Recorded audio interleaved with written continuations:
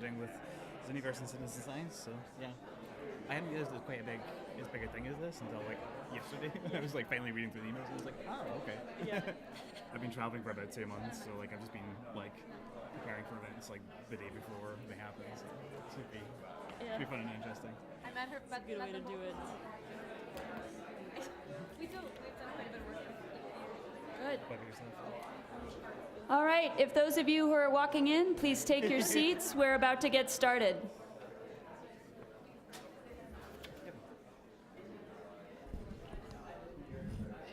Kevin. We have open seats here at the front of the table, or front of the room. People coming in. Welcome. This is a great crowd. Good afternoon, and thank you all for coming to the Woodrow Wilson International Center for Scholars, and a big welcome to all of you who are watching this event online. I'm Leah Shanley. I direct the Commons Lab in the Science and Tech Innovation program here at the center, and today's workshop was hosted by our Commons Lab and also in collaboration with the Wilson Center's Environmental Change and Security program and Africa program. I've got a few administrative items before we get started, so bear with me. Coffee, water, and snacks, the important things, can be found in this anteroom to my left. The Wilson Center Cafe is also open if you get peckish as we go through the day. Restrooms can be found to the very right and down the end of a rather long hallway. If you need something during the workshop, please signal our staff, and Bowser, if she'd raise her hand, Sam and Allie, if you're in the room. Well, hopefully they'll identify themselves soon. Christopher New from Tech Change, could you raise your hand? He's over here behind the pillar. He has volunteered his time today to help us with the social media engagement. For those who may not be familiar, Tech Change provides online learning platform for professionals engaged in social innovation and entrepreneurship. They have a great suite of online classes for open innovation. And we'd like to recognize the students of Tech Change who are watching the event live today from around the world, particularly as part of a class on mobile devices and public health. So welcome. Members of our planning committee, Ruth Anna Gordon and Emily Cloyd, also will be live tweeting today's events. So they're over here in red, the ladies in red. For those of you who are participating in line, there should be a slide showing right next to the webcast. You can tweet today's event using hashtag CITSCI, CITSCI on Twitter. And you can email your questions to liveevents@techchange.org. We also have set up a hackpad, thanks to I think, Emily and Ethan.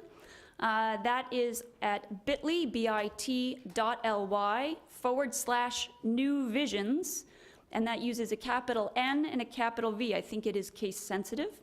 There are also handouts on the table with that information, so if you look at the center of your table, you'll be able to find that.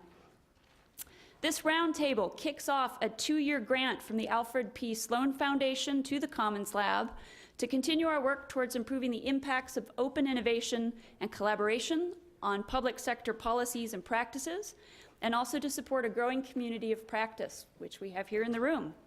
This roundtable will be first in a series of roundtables on open innovation in science. This event would not be possible without the hard work from the members of our planning committee, drawn from agencies across the federal government, including EPA, Forest Service, IARPA, NASA, NIH, NOAA, NSF, USGS, and several more.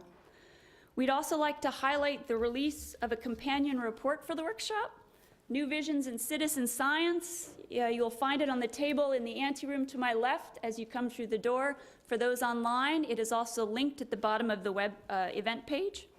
Ann Bowser, our PhD graduate student, interviewed 17 federally sponsored citizen science and crowdsourcing projects for the report, ranging from in-the-field data collection to mobile apps and online games. So the full evolution of citizen science and crowdsourcing. Notably, I'd like to call your attention to the glossary at the back of the report. We also have a printout at the center of the table. We found multiple terms covering overlapping activities, so it was a bit of a struggle. These terms have also evolved over time, but we hope that these working definitions serve as a starting point. Open innovation approaches such as citizen science and crowdsourcing can produce new ideas and accurate data for a wide range of uses, can do so cost effectively and quickly. But these approaches allow the public to make meaningful contributions to scientific research, it enhances STEM education, and it encourages participation in government and our local communities.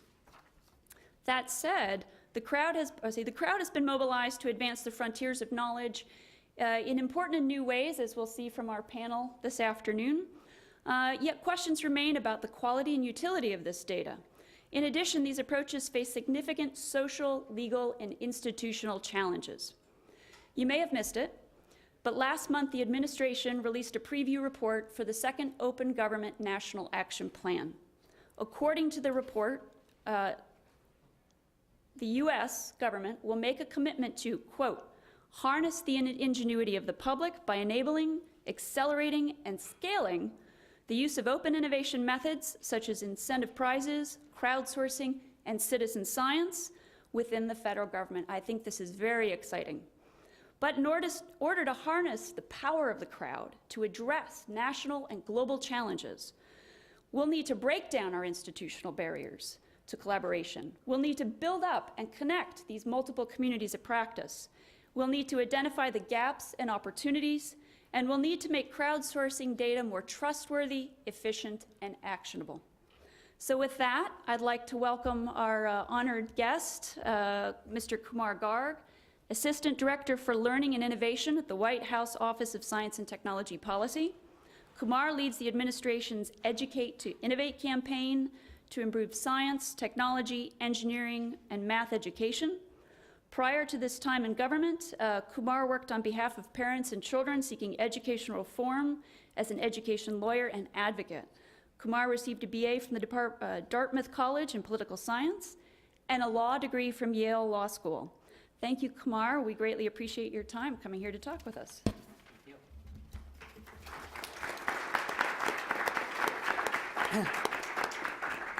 Well, thanks so much, everyone, for having me. I work in the Office of Science and Technology Policy for the President's Science Advisor. It's something I've had the honor to do for the past 5 years. And I will say that we've been sort of ruminating on the gospel of open innovation since I arrived. So I feel like very excited to be here and very excited about the work that Sloan is doing with Common Lab. And we look forward to all these workshops and the work ahead. So when I joined, it was right in the middle of 2009.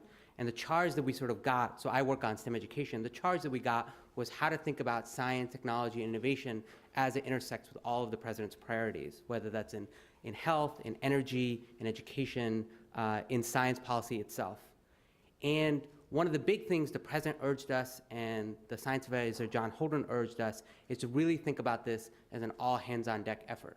So how are we thinking about both the way the federal agencies do grants, the ways that we do regulation, but how do we build the infrastructure for citizen solvers to be able to come more and more into government?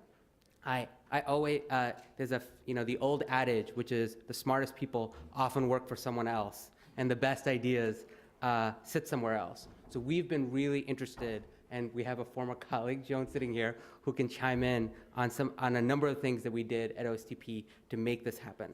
I was scanning the little glossary that you guys put together, and I actually totally agree. I actually think it's a great document because we use, when it comes to sort of thinking about citizen solvers, we approach it in a number of different ways, and I'll cover some of the strategies that we've done over the past couple of years and ways that we would love to work with this community.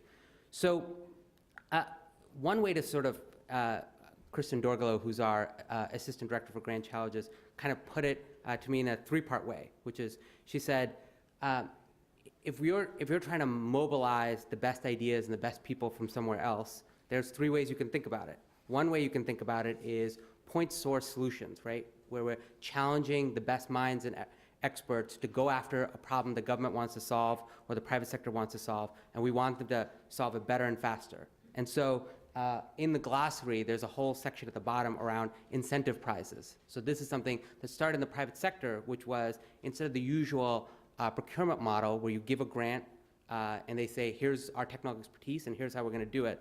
You say, well, we'll pay you when you actually achieve the pre-desired result.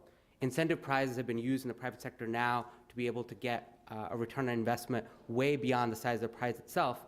And one thing that we were really interested in is this a tool that federal agencies and the government can use to solve some of the challenges that they want to do as an alternate form of incenting the action they want to have. So we actually worked with the Congress in 2010 under the Competes legislation to give agencies the flexibility and authority to have incentive prizes of up to $50 million, worked with the Office of Management and Budget to have legal guidance issued under this area, and have over the past 2 years worked with agencies on a series of incentive prizes ranging from small apps competitions to large multi-million-dollar competitions under NASA and others to build actual technologies. I would say the folks in our office who work on incentive prizes still think that we're at the ground floor. The foundation community that is tracking this area thinks there can be a lot more that we can do, and we would love to work with this community. So one is this idea of getting the best ideas and the best performers wherever they sit and having them tackle these problems. A second way to think about it is how do we build platforms for intensive collaboration? So, on the glossary, there is this idea of hackathons. So how do we bring people together and give them a set of tools, a set of data, a set of challenges, and have them collaboratively work on possible solutions? So hackathons and data paloozas and data jams are something that our Office of Chief Technology Officer has been using over the past couple of years as part of our open data effort. So as a government releases more data sets or makes more things available, how do we actually bring private sector entrepreneurs, citizen solvers, and others to actually build new technologies, new applications, because they're the ultimate users that can make the data more real. The third area is, a massively parallel effort where citizens are solving and helping on a problem wherever they are. And I would say that citizen science often sits under this area. There's a couple.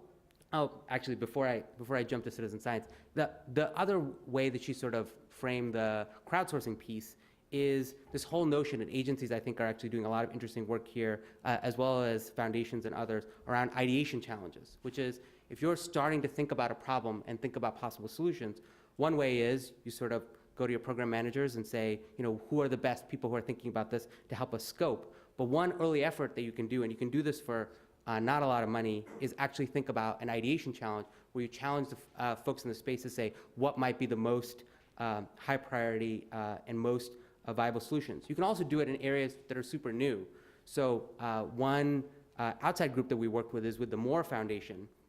And the Moore Foundation got really interested by this idea that we've been talking a lot. I work on STEM education, which is this idea that what are the activation experiences that happen to kids that turn them on to science technology for their lifetime. Often if you sort of interview a scientist, they'll say, oh, I had this moment where I blew up half of my room playing with a chemistry set, and then they point out that nowadays chemistry sets don't really allow you to blow anything up. And so, whereas that might be good on some levels, the question is, what is that 21st century chemistry set? What is it? How do we give kids the tools to be able to get excited about this stuff? So we started talking to the Moore Foundation, which also got really interested, and they've done a lot of work on science activation. And so they actually just launched an ideation challenge just a month ago on what is the 21st century chemistry set. They've opened it up to a whole bunch of the toy companies, federal agencies, and others, and saying, what would be the kit, whether it's a programming kit, whether it's using a whole bunch of new devices to build these things. Agencies like the National Eye Institute have crowdsourced ideas around blindness. So I actually think there's a lot of interesting work happening here. On citizen science, as we heard, I would say there's multiple goals, not just STEM education, that citizen science feeds into.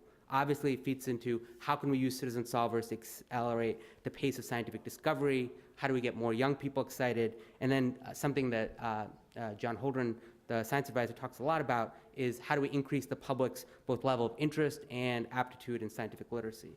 So we're really interested in this area, and I would say in just the past couple of years, there's been a ton of work. Joan was helping doing some of it when she was at OSTP. We've seen journals on citizen science, we've seen disciplinary conferences on citizen science, and more agencies are using this as part of their tool set. I'll say there's a couple of pieces of citizen science that really jump out to us as things that why federal agencies should take this movement and this community and this as a tool really seriously. One is that the more and more people are participating in this maker movement. I don't know if folks have been following things like Make Magazine. It started in California, and now there's maker fairs, more than 60 across the country. The one in California has over 120,000 adults and students show up, and these are folks who are building stuff in their garages and then coming to a community fair to demo their projects. What was interesting was this thing that started as a DIY, show what I built in the garage, is actually starting to grow into an entrepreneurship movement, into an open hardware movement, and the things that the folks inside this movement are tackling are really interesting, I think, for the science community. So there's many citizen scientists who are showing up and saying, I can actually hack new tools that can allow me to make progress in science in new and interesting ways. So I'll give you an example. There's an open ROV movement where they're trying to build an underwater robot that's programmable for under $1,000. Now, if you can actually hit that price point and you can program it to actually develop and collect scientific data, it can change what we think about as scientific ocean exploration, but then also picking up a huge amount of different information through sensors. This movement is working on tools, open source blueprints, internet-based practices. So there's a whole bunch of work happening in here, and I think this is certainly a community that can be challenged. At OSTP, we actually commissioned a white paper on democratizing scientific instrumentation, which I urge people to look at, and I'll send along, which sort of thinks about how do we think about scientific tools and making them more available to citizen solvers. The second thing that's really grown up is the growth of crowdfunding platforms. So if you sort of think about just in the past couple of years, the ability for individual citizens to raise money against a passion project has really gone up. This is everything from Kickstarter, but under the Jobs Act, increasingly will be able to be done for equity as well. So this allows folks, when they've got modest sourcing needs, to be able to actually go out to the community and fund this work. And that's happening for satellites and underwater robots. Third, there's actually, I think, a series of online platforms that are popping up that people didn't think of as citizen science frameworks, but are actually paying off in interesting ways. So there's a whole field of discovery games. And I think some of this is actually covered in the report. But one that I wanted to mention is there's an academic from University of Washington called Zoran Popovic who developed a game, a protein folding game called Fold It. And protein folding is not the sexiest topic, but he was able to recruit over 200,000 players, kids, adults, and others. And you have to learn a set of techniques and get better. And what he started to find was they would have a scoreboard of people who were getting really good at protein folding. And in the beginning, it was just like usernames, so he didn't know who they were. But he eventually started to reach out, and he's like, who are the top 20 players on protein folding? And he just naturally expected that they would be STEM experts who'd done this stuff before, and they were just casual hobbyists. Like 10 of the 20 were under 18, and a whole bunch of them had never done this work before. And what was shocking was when he started on this, people said this is something that requires a whole bunch of raw computing power as well as years of expertise around the way proteins work. So that was kind of interesting, people learning and people kind of collaborating. But then Zoran turned them on to actual science problems, and Zoran was actually able to publish an article in Nature where they made a major advance on a cancer breakthrough. And the funny thing is, I don't think this happens very often. The Nature article has Zoran's name, a couple of academics, and then a bunch of the players who are, listed as co-conspirators on the article. There's a world of folks that we can challenge, including folks who are working in the game space to work on this. And another part of this is that I actually think that our ability to process and use massive amounts of data are getting better. So part of where citizen solvers can help are things like astronomy, which require crunching of huge amounts of data. One of the things the administration launched recently is an asteroid grand challenge with NASA. So as Lori Garver, our deputy director, once said, it's our Be Smarter Than the Dinosaurs initiative. You know, if you sort of think about both the computing needs that we have to spot large asteroids, but then also interpreting a whole bunch of that data, there's a huge citizen science element. And I think NASA is just starting to figure this out, but would love the help of this community. And then finally, I'll say that there's a mass distributed sensor revolution. If you sort of talk to the folks who are the private sector folks in this space, they see the cost of this dropping rapidly. And if you go to an environment where you have ubiquitous sensing, the amount of data that will create, but the amount of citizen science opportunity is huge. So what are the questions, given all these opportunities, that we should think about? So I would throw a couple out, and then I would love to sort of open this up as to how we at OSTP, the administration, and how we can be helpful to you all, or to get your ideas for things that have worked that other agencies and other folks may want to copy. So one is, I definitely think that these ideas are happening not in what most agencies consider their traditional grant community. They're happening in this hobbyist movement, they're happening with small entrepreneurial firms, they're just happening outside. And so the question is, how do we start to think about grant programs starting to signal to this community that they want to work with them, that they want really competitive applications, and you know, some of that might involve having seed grants that are specifically signal that citizen science solvers, whether the maker movement, would be successful. A second area is, you know, I do think that there are questions of, as this solver community develops, and the president focuses on this, is how do we sort of think about questions of equity and making sure that all communities are being challenged to do this work and have the tools to do this work. Third, I would say that you know, we should go out and actually ask what are some of the key tools that we should be democratizing in this area, in addition to these trends. So what are specialized equipment and specialized expertise that we should be putting out there that would increase the ability and quality of folks to be able to contribute to this? And fourth, I would say that one way that agencies and others can really contribute is to signal roadmaps as to where they see their scientific grants and others going. So they can say, hey, here's some of the big challenges that we face in our portfolio, and here's what the next couple of years might look like, because you might have a surprising set of folks come out of the woodwork and say, I think we could make progress. Our national action plan was mentioned, so OSTP and the administration are working on continuing to build out the administration's open data agenda.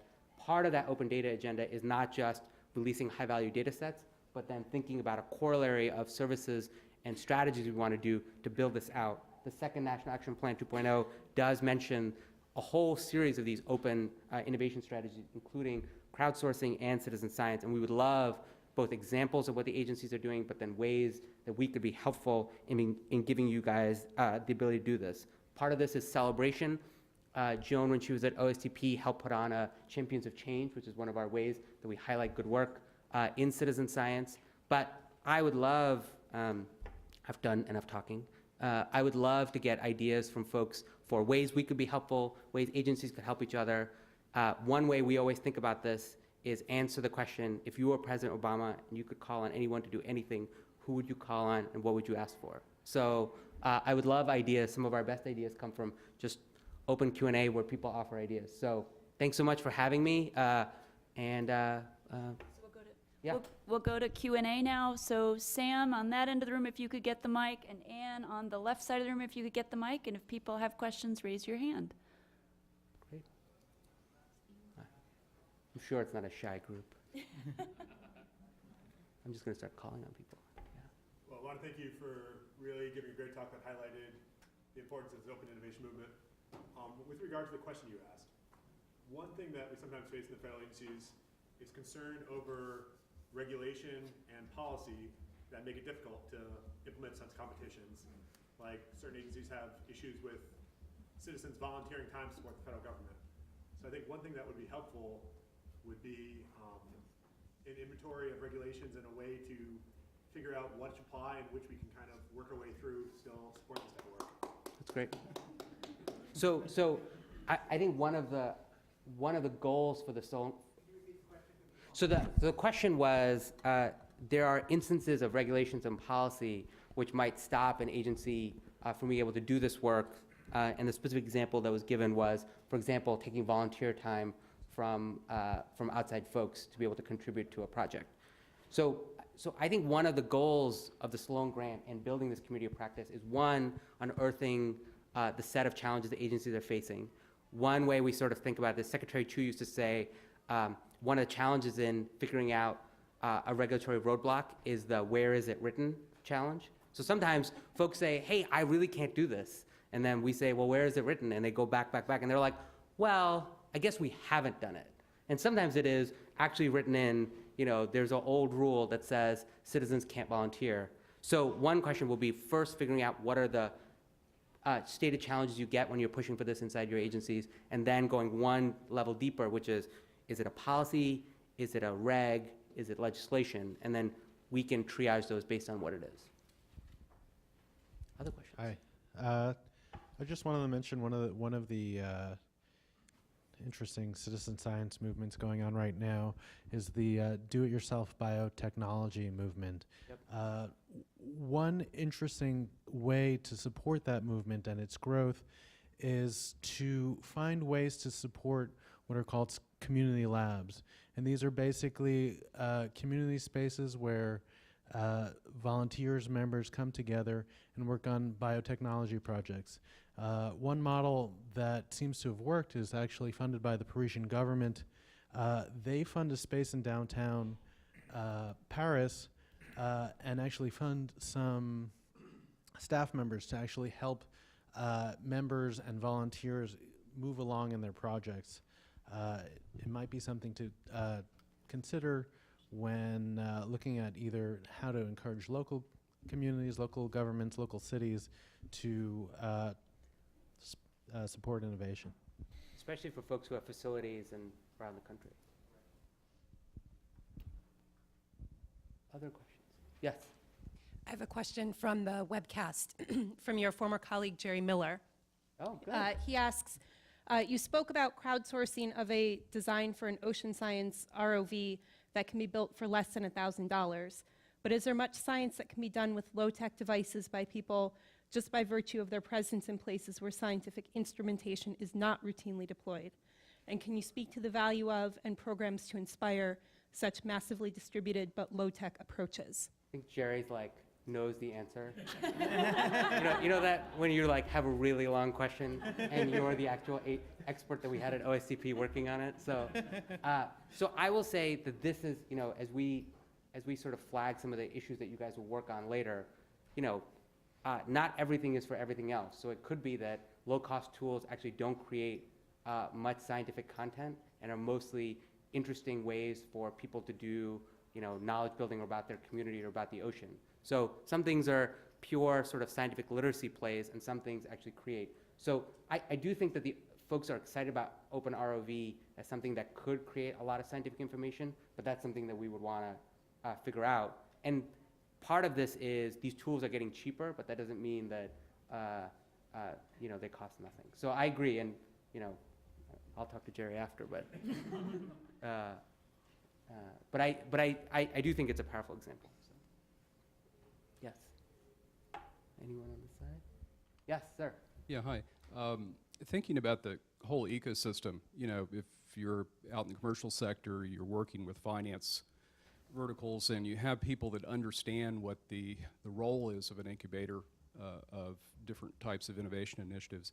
In the Fed, we have kind of a reductionist side of the house in OMB, right? And their agenda isn't necessarily, at least from my experience, in line with what we're talking about today.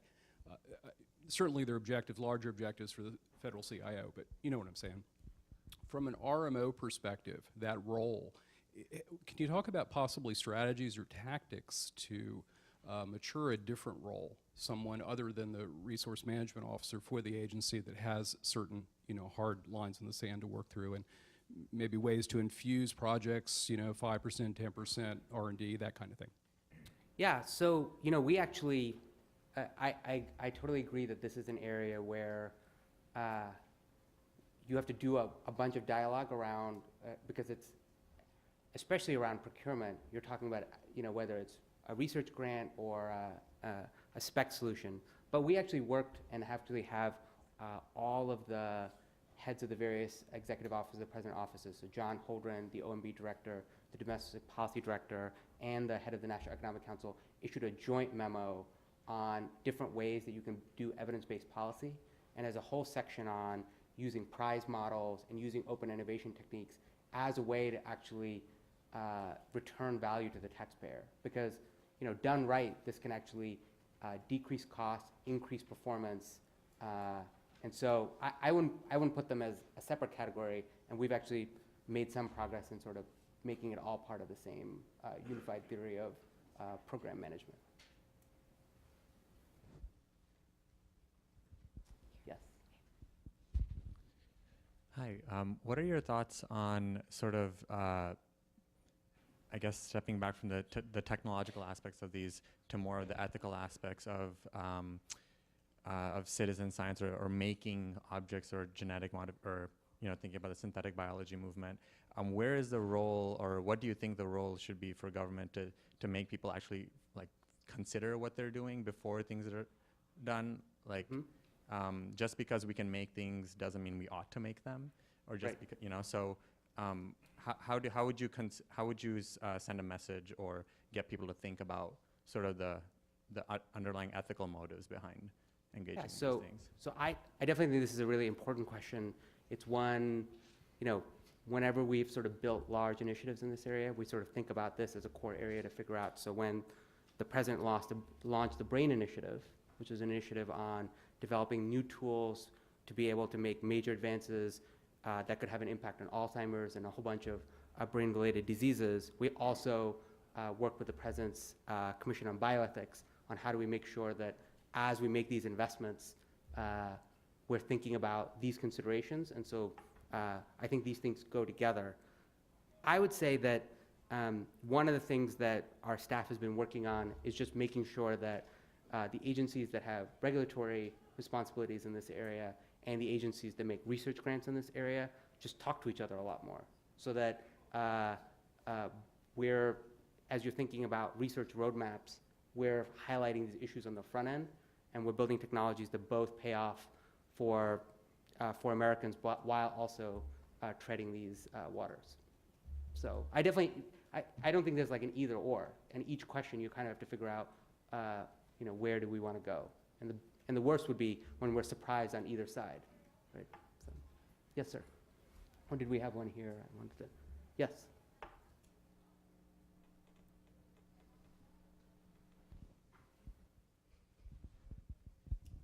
Thank you. It's important to differentiate between science and technology. For example, the ROV project is actually a technology project. It's how you apply things to produce a product. The product of scientific research is generally a journal article, a new theory. And people probably realize it takes often more effort to get an article into a journal than it does to do the original research. And are there any journals for citizen scientists that don't require all the hoops you jump through? That's a good question. I know that there citizen science projects have been appearing in various journals, but if there's expertise in the room, I will say that this is an area where we track it, but I do not know that. We'll let Jake Weltzine from USGS, and he's on a working group for the National Citizen Science Association, so if you want to jump in there. Yeah. Actually, yes, I'm not actually on the working group proper, but I was given a few talking points. There is a new Citizen Science Association that is in the process of being formed right now. It's coming out of a number of different organizations, including the feds, state, local, and NGOs, and et cetera, to get started. The hope is to have eventually in 5 years be running independently. The idea would be that it would be a place to go to get information about citizen science, broadly, communication, professional development, and establishing sort of best practices, rules, ethics, et cetera, related to citizen science. And there is talk about a journal. There's some argument about whether or not there should be a separate journal for something like citizen science as opposed to science, but we can talk about that later. And I just spotted my colleague Sean Jones is here, so say hello. Awesome. Others? Yes, sir. Oh. So I was curious to hear a bit more about ideas around bottom-up science. I mean, groups of people, there's a group here in the States, Public Lab, who are setting their own scientific agendas and trying to solve problems that are difficult ones about pollution in their neighborhood, very sensitive issues. How can the government help groups like them? How can federal agencies help them, or can they? Sure. So one is, I think it's worth knowing what folks are doing, right? So often there are citizen solver communities that are tackling similar related to issues that actually track with agency priorities. It's just that they may not be visible to each other. And so I would take it on a case-by-case basis, but I actually think that a lot of times, if you sort of look at Innocentive and a bunch of these challenge platforms, a bunch of the various things that folks want to work on are quite related to what sort of the broader issues, whether it's energy, health, that agencies want to invest in. And sometimes you can actually build, program managers say, oh, well, that would be a productive area for us to invest in. So it can be surprising. Yes, sir. Oh, ma'am. Thank you. My question is that I found working in citizen science and federal agency, there's a hesitancy to work with volunteers, particularly when it comes to data. So I was wondering if you could give us any advice about how to change what I see as a culture issue within federal agencies of engaging with the public and volunteers. It's a huge question. It's a great question. I will say, for example, in our work on incentive prizes, it's like a all frontal attack. So it's everything from working through the list of actual challenges. So part of the reason why the Competes legislation in 2010 has the authority for $50 million is in our work in 2009 when we started to talk about incentive prizes, folks said, hey, I don't know if we have the authority to do this. So we actually went so we got legislative authority. In some instances, it's FAQs of, hey, here's a particular question that seems to be popping up a lot where we work on getting that resolved. In some instances, it's just use of examples. I actually find that part of the reason why communities of practice help a lot is people say, oh, we approached it this way, and it really worked. So I would say all of those are ways to make progress. And then, of course, there's with prizes, for example, we started to host meetings and conferences where folks who were asking a lot of these questions could see the private sector and other players who were involved in this. Part of this, sometimes people feel like, hey, did you just think this up? Or is this like a broader space? So just kind of socializing with the broader community that's working on this actually makes it more tangible. So. Yes, to build briefly on Jake's response to the question about the Citizen Science Journal, if you're interested in the association and the journal and actually having a voice in what happens, it's citizenscience.org, and that there's a newsletter and a way to connect with others. So it's citizenscience.org. Do we have any more online questions for those who are monitoring social media? No? Okay. I love that Jerry asked a question. So we have a question from Andrea in our Mapping for National Development course. And one of the issues that I saw is in the report is on crowd mapping and development. And one of the concerns has been when you open up the doors and you start including citizen voices in technical issues, is there, I heard this just because you can do something doesn't mean you should do something, but is there a concern that that might also dilute the quality of what comes out of that at the end of the process and the ethics around that? So I think this is like the big question, right? This is why this is a new idea, because generally we think the way you work on a problem is you recruit the experts to work on it. So I would say that's like the status quo in lots of places, and then what citizen solvers are increasingly showing is that expertise is more distributed than we expect and can come from interesting corners. So it is not that the person doesn't get, is able to do this as a novice, but if you look at the folded example, they were able to build expertise at a much rapid rate and through alternate mechanisms than people expected. So ultimately, people only solve problems by using areas of knowledge that they have, but the question is, where does that knowledge sit and how do they acquire it?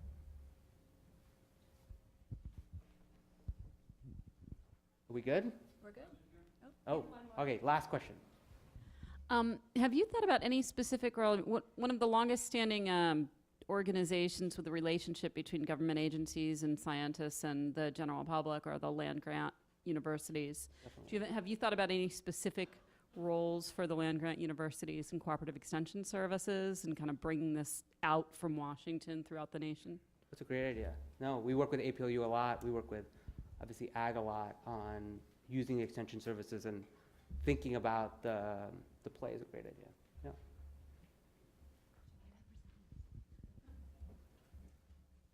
Thanks, guys. Well, this was great. Thank you for having me. OSCP is doing a ton on this. I have former colleagues, existing colleagues here, and colleagues heckling me from across the. So thank you so much. I think the work that Common Lab will do in unearthing this will be really important, and we will be strong customers for it. So thanks again for having me. Thank you. Thank you very much.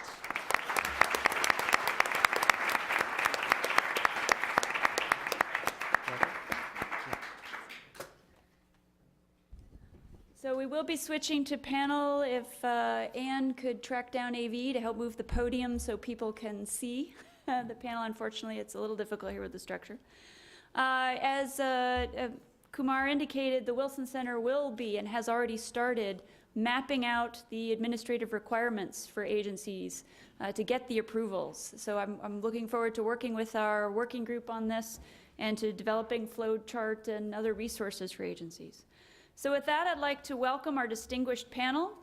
Lena Nilsson, Innovation Director of the Bloom Center for Developing Economies at UC Berkeley and the founder of Tekla Labs.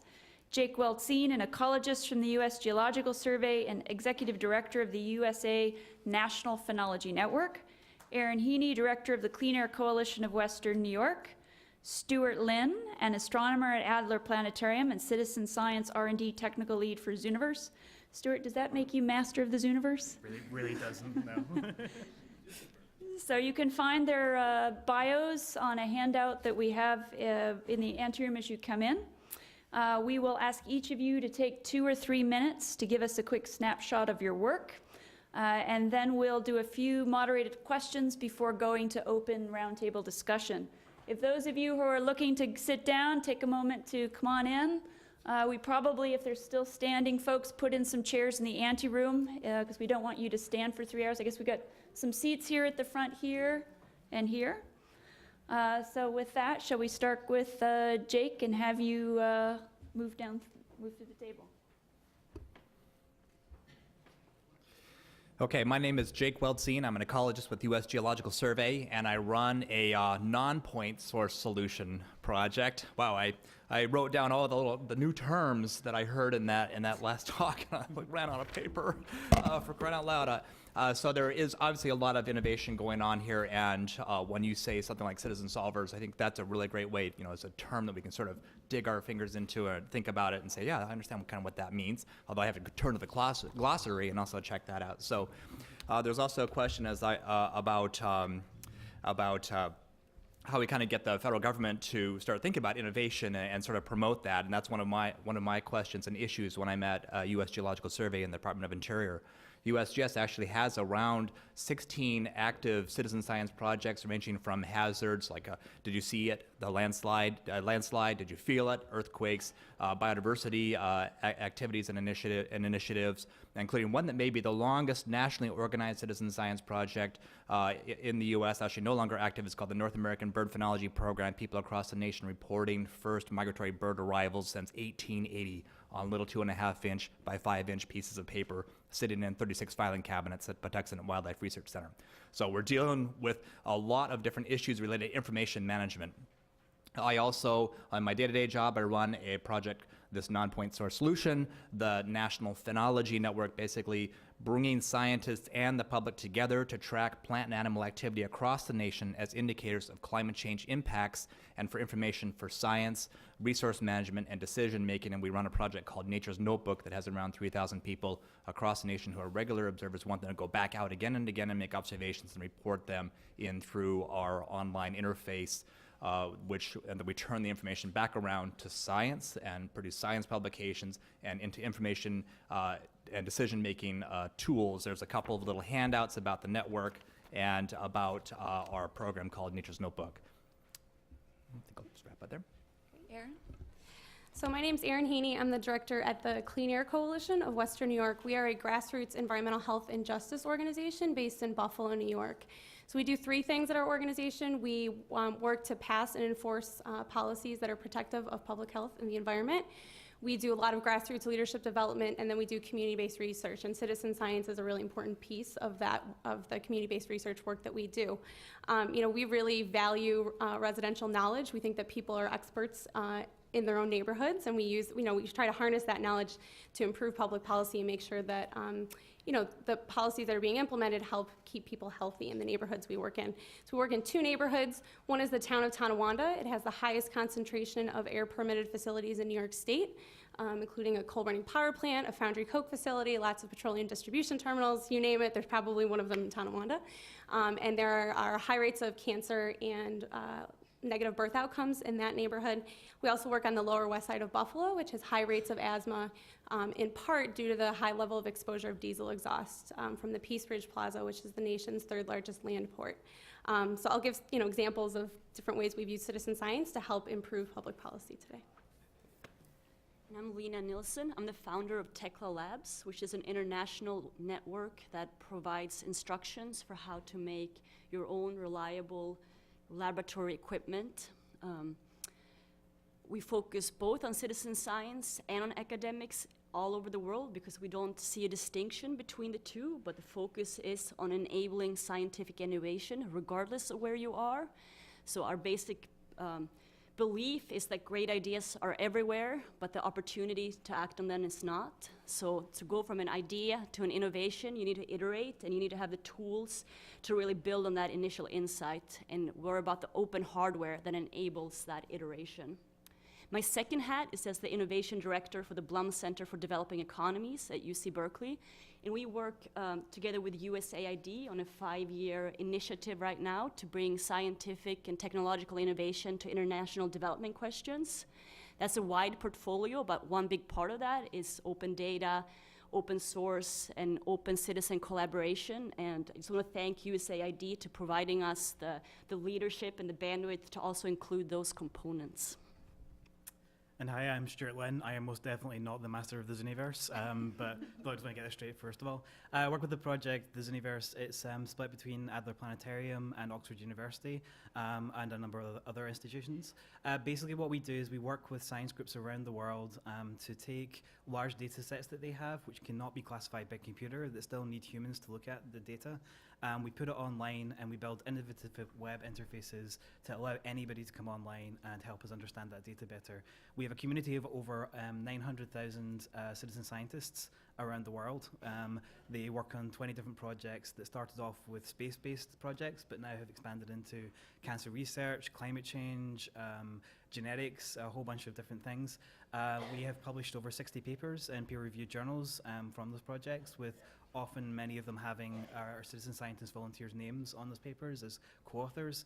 And my favorite statistic about what we do is that we have 7 confirmed exoplanets discovered because of one of our projects. And there are members of it there in the public who have helped discover planets going around other stars just from using the internet and using their computers at home.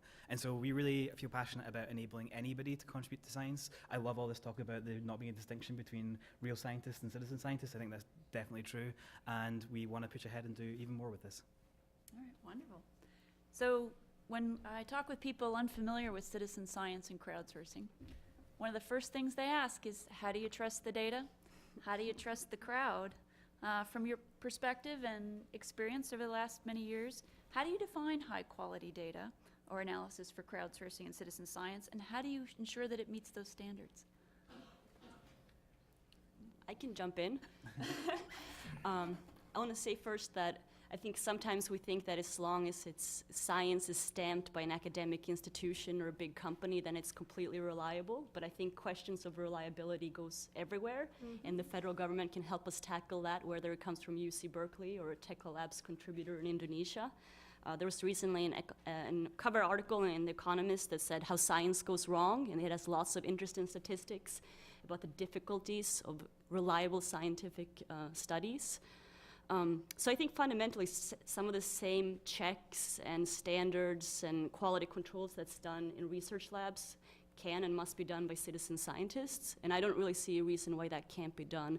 I think a big barrier is that final 10% of the rigorous quality control is often 90% of the work, and you have to provide the incentives then to do that also in non-traditional research settings.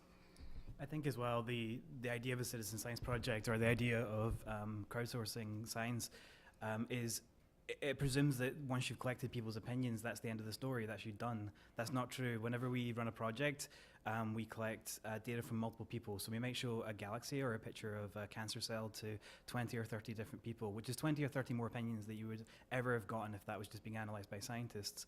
We take that data then and we run it through statistics and processing, often very sophisticated Bayesian analysis, to take that raw data and turn it into truth. And so often I think you get more checks and balances by doing a citizen science project than you can just in a lab. And I think it's really important to remember that. It's not just about getting the data from people, it's then using that and turning it into truth. That's an interesting term.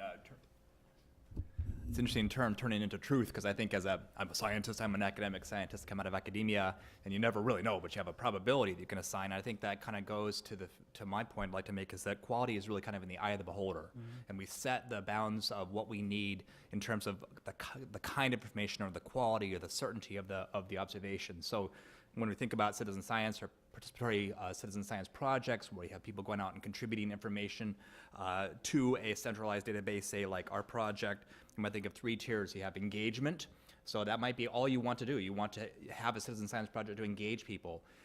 You might have a citizen science project where you're trying to collect information for research or for science, and that would have a different level of rigor and a different level of expectations. Or you might be having people getting involved in a project because you want to go to court with that information, or it needs to be defensible in a court of law, so you need full traceability. So there's different levels of rigor associated with each of those, and we haven't really defined what those standards are.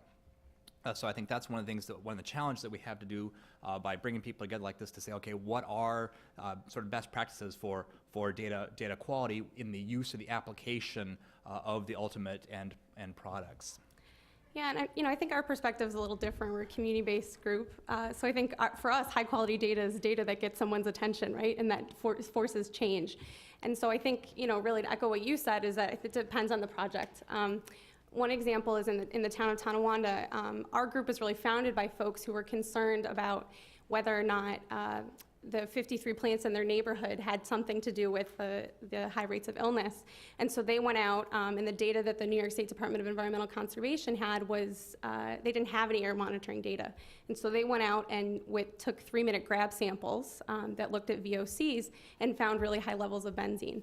They did it all on their own. They had just a little bit of training, and that was sufficient, even though they were not expert scientists, to then spark the DEC and EPA funding a much more in-depth air quality study that would then hold up in court. So I think it's really, one size doesn't fit all, and it really depends on the project.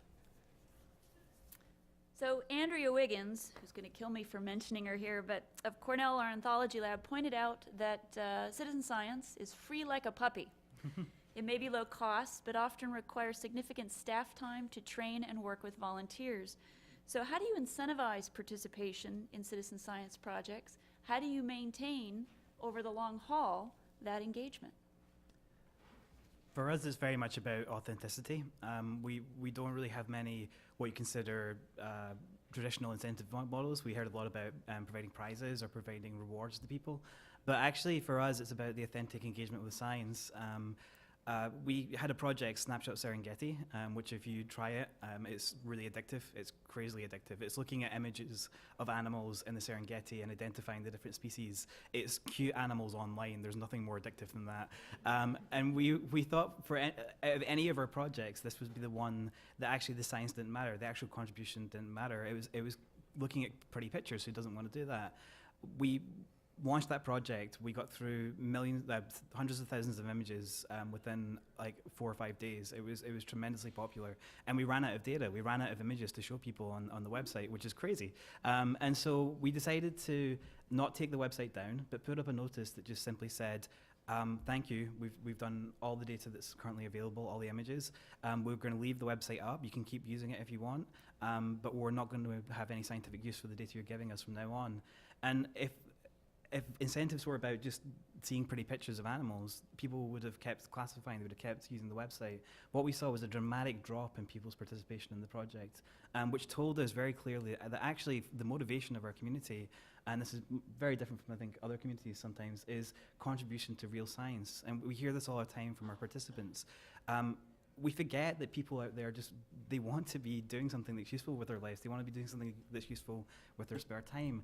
And we really try to incentivize people's participation by being honest with them, by being genuine with them, and by telling them that what they're doing is going to be scientifically viable, which it is, and trying to feed back to them how that data gets used to enhance what we know about the universe. And ultimately, when we publish, giving them credit for the work that they've done.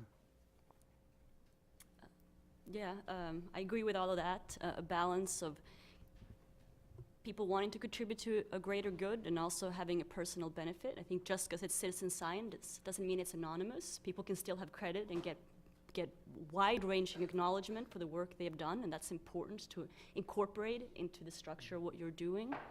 And for the greater good, these kind of bigger scientific insights, I think it's important to have transparency on that and to give people timely feedback, so to work in mechanisms that people don't have to wait a year to then find out what happened, but as they contribute, see that progress develop.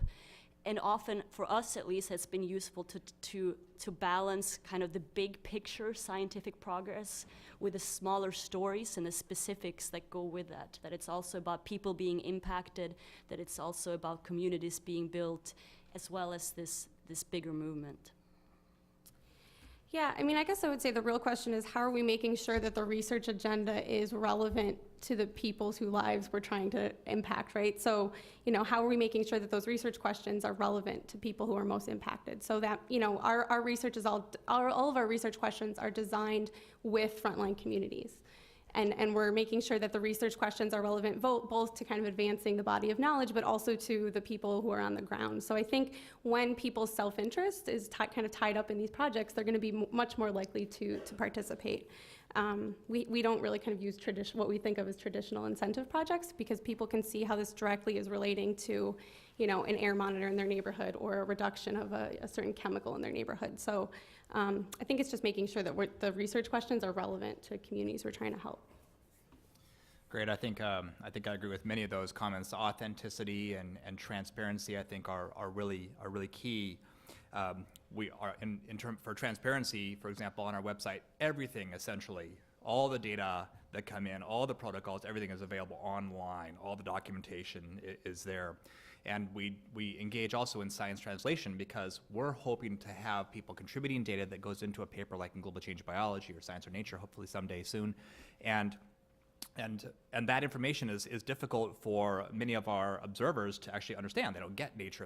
They don't have a subscription. So what we do is we try and take the information, turn it around, and describe it back to them in a translation manner. This is what your data has found. Okay. So we're going to do a shout out to the Tech Change students. The Tech Change students watching this webcast are interested in the use of mobile phones for public health. So Lena, would you mind showing us your mobile phone-enabled microscope that's been 3D printed? Sure can. This is a 3D printed microscope. Should we actually stand up so the whole room maybe could see? And tell us a little bit about the work you're doing with that. Sure, this is work supported by the Blum Center for Developing Economies at UC Berkeley, and it involves researchers in the, bioengineering at that school, as well as people much more broader, including in the Bay Area and internationally. And essentially, we have stripped away everything that you don't need for a specific application. We strip away everything else that you don't need from the microscope to target a specific disease, such as tuberculosis or blood parasites, and many other applications. And 3D printed right in lab, so that's rapid prototyping. Instead of waiting 6 months to get into a commercial lab to test your next iteration for a lot of money, you can test it for $20 in 20 hours. Phenomenal. And for the rest of the panel, what other sensors and platforms are you using? What innovations are most needed? We use the low-tech solution. That is human beings. Essentially, we need to have people to go out and make observations of plant and animal activity when leaves are coming out, or when migratory birds are arriving, or when they see salmon in the stream swimming upstream or floating downstream as carcasses. So really, you need to have, we just take advantage of that distributed set of observers out there, and then develop partnerships for people to ask particular questions. If we have scientists who are asking questions, or educators who are asking questions, they can use our platform. So we call it sort of extensible. So they might come back to us and say, we need more species, we need more protocols. We say, okay, let's see what we can do to enable that. One of the interesting challenges is going to be to try to link the observations that people collect on a red maple tree and the leaf on that tree to what we see in satellites, or what we get from cameras, or what we get from other kinds of sensors, and try to put all that together. So that's data integration, and that's really quite a challenge to start to go beyond just the information you're collecting, but then integrate it with other streams of information in an innovative way for new findings and new discoveries. We've never really done a project with data collection for a very clear reason, which is that data collection is hard, and I take my hat off to anybody who can do it well. One of the big problems with data collection is that you map out population, you map out where people are, and often the data we need to collect is actually in the places where people aren't. And so I think that's a tricky problem. I think it still needs to be solved. But from our point of view, there's a huge amount of information and data already collected that needs analyzing. We can get more information from sensors, but we have data stores upon data stores of data sitting there that still needs people to look at it and still needs people to analyze it. So I think while gathering data is fantastic still with the citizen movement, it has problems, and I'd love to see them solved. We're just scared of that problem, so we're going to not do large problem. But you know, there's a huge amount of data out there that people can be using their spare time to help us analyze. Yeah. Oh, I guess I would just add, so we're kind of on the other end of the spectrum there, and we are very interested in collecting data at the neighborhood level, which isn't captured by some of these really large data sets. One project we launched this year with support from the Knight Foundation and the Community Foundation for Greater Buffalo, residents in one of the neighborhoods we were working in were really concerned about idling trucks in their neighborhood. A lot of 18-wheelers were pulling off, but there's no data set that talks about that. But we wanted to inform regulators and enforcement so that they could come and prevent people from spewing diesel out into the neighborhood. And so we launched a texting program where folks could actually text in when they saw an idling truck. And it wasn't a rapid response. I mean, someone didn't come out and break it up right away, but over time we were able to see where truck drivers were pulling off and idling in the neighborhood. And we're beginning to see trends, and the hope is that we can then take that data to the DEC, and they've said they're very open to kind of learning this. It's not perfect, doesn't count as, there's all kinds of complications, but we do see that data over time hopefully will be helpful in reducing idling in the neighborhood. I just wanted to add at the end too, this device, the CellScope, it started outside of the lab. It kind of shows the power of where ideas can originate, not just with researchers, but it's been taken up by the university now. So there's an origination, so more open, and then a more rigorous research level now. And the health applications are not open source. I mean, there's lots of things about quality control, about privacy, and so on with that. But we have devices available, and people will email and ask, I want to look at coral bleaching, can I have a set? I want to do an educational program for kids looking at sea animals in Hawaii, can I have a set? I'm doing some other project somewhere internationally that has some sort of environmental, broader health implications or energy implications, and we'll lend those out. But you have to be careful. Not everything is appropriate maybe for a completely open approach. So then, moving from science and science education to policy, have your citizen science projects played a role in public policy and decision-making at the local, state, or federal level? And if so, how? I can go first. So the first bucket sample that I talked about earlier found very, very high levels of benzene. And so the community took that back, as I said, to the DEC and EPA, who funded a year-long air quality study in the town of Tonawanda that in fact confirmed what their little dinky bucket sample had shown years before, which was that there were benzene levels were 75 times higher than the New York State Department of Health's annual concentration guidelines. And that the town had the highest levels of benzene in all of New York State, of anywhere they monitor. And so the community was unable to take that data, which was much more rigorous, to state and federal regulators and say, we really need your help. The community reached out, tried to negotiate a good neighbor agreement with the company. They were unsuccessful, and so we kind of turned our attention towards towards the agencies. And they were very receptive. After a lot of community organizing, the plant was raided, and the environmental control manager at the plant was arrested. He was indicted, and this spring, by the Department of Justice, and this spring, he and the company were found guilty in federal court by a jury for violating 14 federal laws. Most of them were the Clean Air Act, though there are a couple other fun ones thrown in there. And then on a parallel track, there was civil enforcement action that EPA took against the plant. And I'm seeing lots of nodding heads. This is great. Years ago, no one knew what Tonawanda Coke was. So the company did sign a consent order with EPA and agreed to reduce benzene emissions by 2/3. And since the initial bucket sample was taken in Tonawanda, benzene emissions have dropped by 86%. So I think it's a really clear example of how citizen science can, where there isn't data, can really help contribute to really important change at the federal level. I would just kind of add the caveat that I think citizen science has to be coupled with building civic capacity. It wasn't just the data that convinced federal regulators. But maybe we can talk more about that in the Q&A, but I think the Tonawanda Coke case is a great example of how citizen science can really spark better decision making.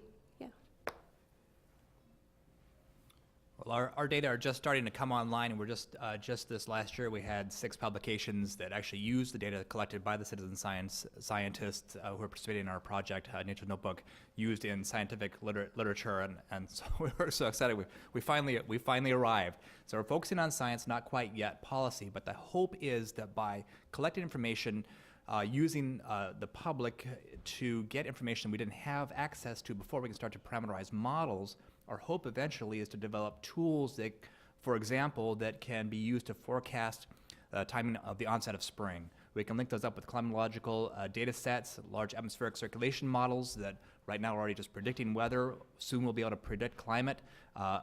Might be a few years, but months ahead perhaps, and we can actually do things like predict timing of the early onset of spring that we had last year in 2012, when we lost so many of the apples in the apple orchards in Michigan, grapes, et cetera. So the implications for agricultural policy and for agriculture are really quite important. So we hope to get there soon. Technical Labs has not engaged at the federal level, but you should let me know if we should. We do go every year to the AAAS annual conference, this American Association for the Advancement of Science, so that's large-scale science policy and discussions to bring a citizen science voice to what is largely a government agency and academic conference. But that's about where we are at. And then more broadly, I guess, I think that organizations like Technical Labs convening people interested in citizen science helps demonstrate demand also to people working in completely different areas in a federal level. So I hope we help bring a lens to different topics within citizen science that way. From the Zooniverse side, we have a project called Old Weather, which is one of my favorite projects. It's looking at logbooks from World War I ships, which had people on them that were measuring 6 times a day the temperature of the air, the temperature of the water, pressure, details like this. And so there's a gold mine there of information about what the climate was like in a period that we know very little about. So we ask our citizen scientists to help us transcribe the handwriting in these logbooks, which goes into climatological models to help us predict the effects of global warming and climate change. So that's one way we're directly affecting policy, but I think much more generally, we're bringing people into the participation of science.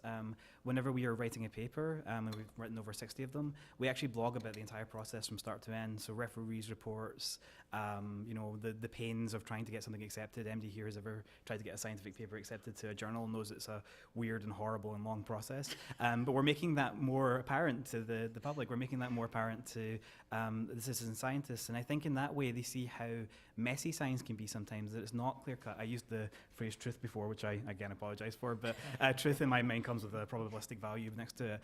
But that kind of idea, those kind of subtleties of science, I think, are important to communicate. And I think the only real way of doing that is to bring people into the process and make them part of the process. So I feel like the best way we impact policy and impact decision-making is by illuminating just the weird beast that the scientific model and the scientific process can be. So we've got a piggyback question here from the online audience. Dorothy Jones Davis asks, to piggyback on what Aaron just said regarding relevancy of research questions, to the communities we're in? How do we make sure the relevant communities are engaged, parentheses, especially disenfranchised communities in the first place? I don't know if anyone has figured that out yet. That's a pretty huge question. I mean, I think it's a huge issue that we're all grappling with. You know, I think academia has had maybe a not so great history, right, of working with low-income communities and communities of color, researching on them as opposed to with them. So I guess I'll just speak to our experience and what we do at our organization, because that's really all I know. We have an academic research policy, or a research policy at our organization. We're a small grassroots group. Our board is made up mostly of folks that live in the communities we organize in. It's not a fancy board. It's just regular folks. And so when we want to work with a researcher wants to work with us, whether that's someone at the university or in a federal agency, they have to fill out a proposal, and the community has to vet. What do they want to do? You know, who do they need access to? What are the research questions? What kind of resources will you be supporting us with? One of our partners is here today who's gone through that process, so maybe she could speak to that. And so I think, you know, there has to be a dialogue from the very beginning and an agreement from the very beginning between community partners and more traditional researchers about what those goals are. And I think having some sort of process within your organization to think about how you can negotiate those things from the beginning is one way that we've managed to do that. It's managed to bring in resources to our organization that we wouldn't get otherwise, to make sure that we have access to data before the publishing process, which is something you talked about earlier. And so that's one way to do that. How to get people to the table, I think, it's a huge question. I think one that we need to continue to be thinking about. I totally agree with that. I have a completely different take, though, in the context of Tekla Labs, because it's different parameters.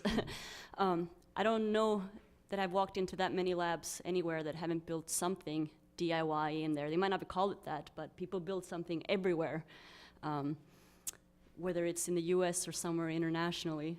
And at the same time, I think need is the root of invention, right?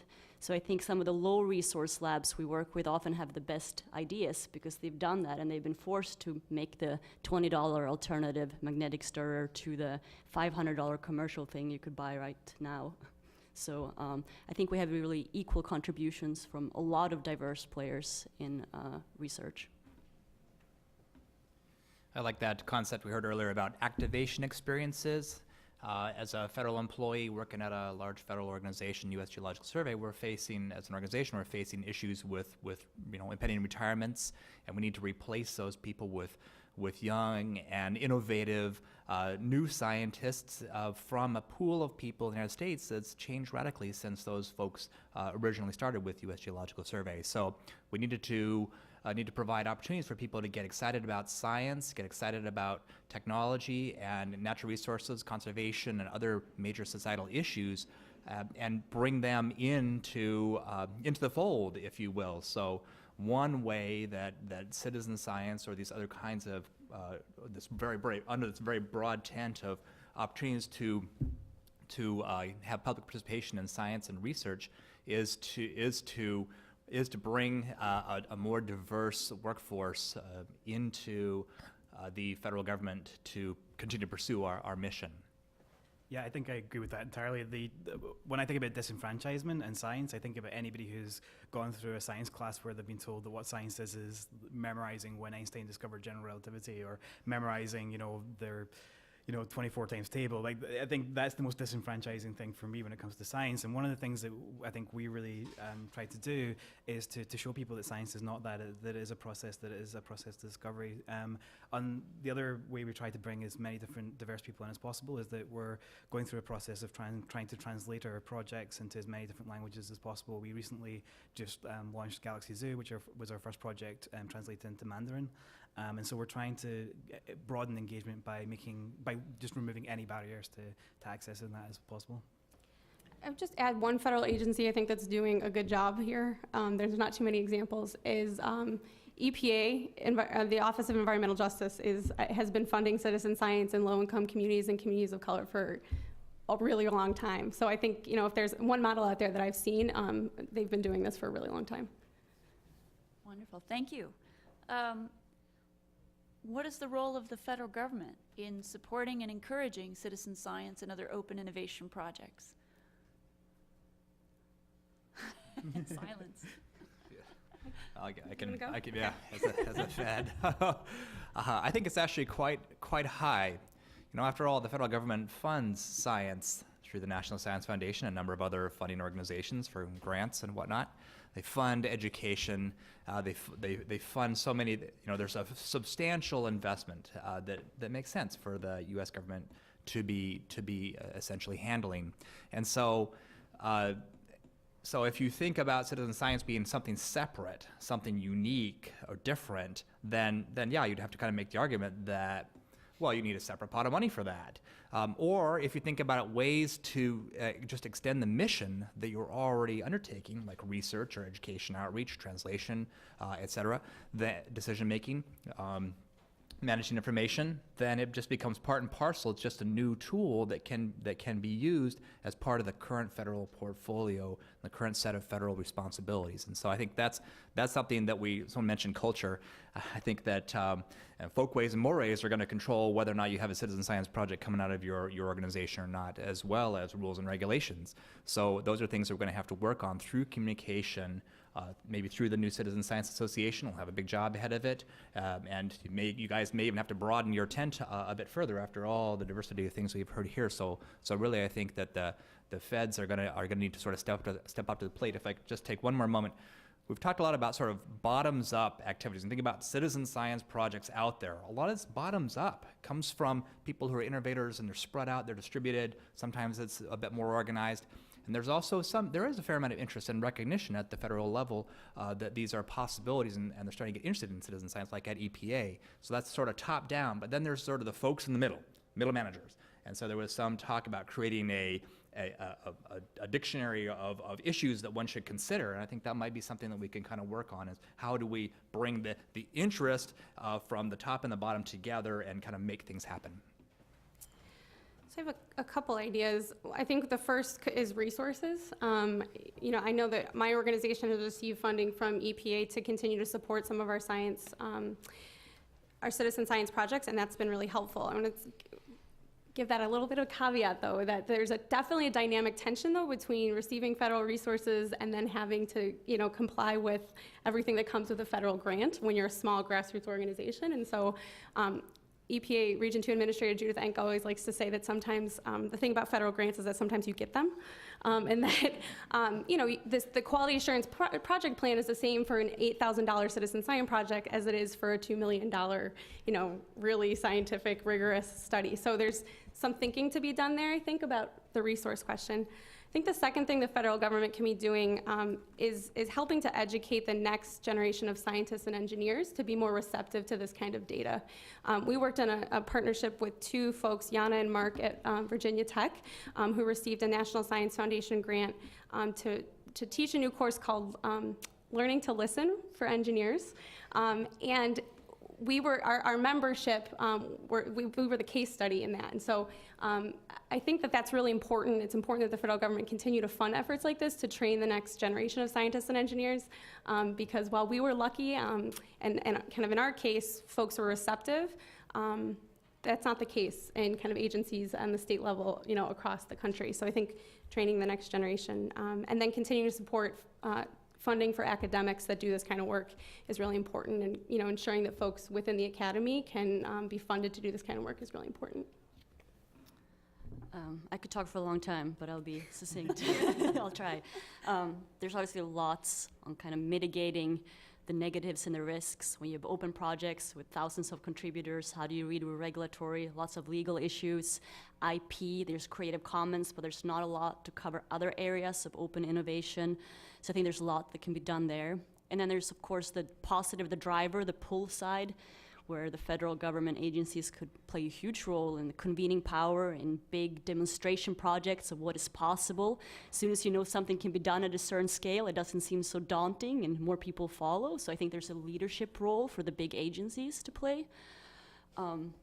And I promise to be short. So I'll just use one specific example for the international space. There's a lot of talk, I feel, more recently about science as a diplomacy tool, so the use of scientific collaborations among nations to address common problems and kind of build a platform of constructive dialogue.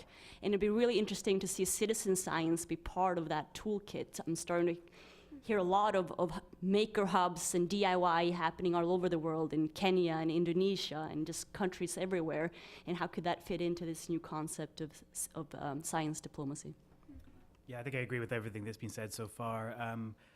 I guess as well, just championing the successes of citizen science, getting the word out there about when things work really well would be fantastic. But also helping us find ways we can bring this into classrooms, find ways we can bring this into education experiences, which we're doing some of already, but really make this part of how we bring up the next generation of scientists as kids. The other part of this as well is that the citizen science landscape just now, as you've heard, is kind of like the Wild West. We're all just going out there and seeing what works and trying to figure out how to make successes out of these projects. Fund studies into why these projects work when they do, why they don't, when they don't, help us establish best practice, but also help us establish how these systems work as computational systems, how they work as collaborative systems, fund that research, because I think that's really important. Great, thank you. So now we'll move to open Q&A with the panel. I want to remind you that Christopher New of Tech Change will be monitoring the social media feeds along with Ruthann and Emily. You can tweet using hashtag CitSci, that's CITSCI, or send email questions and comments to liveevents@techchange.org.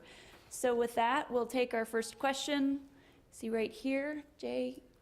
And we've got one from Jeff next. Thanks, Leah. Question for the panel. Have any of you ever encountered a scholarship for high-performing citizen science volunteers? Clarifying?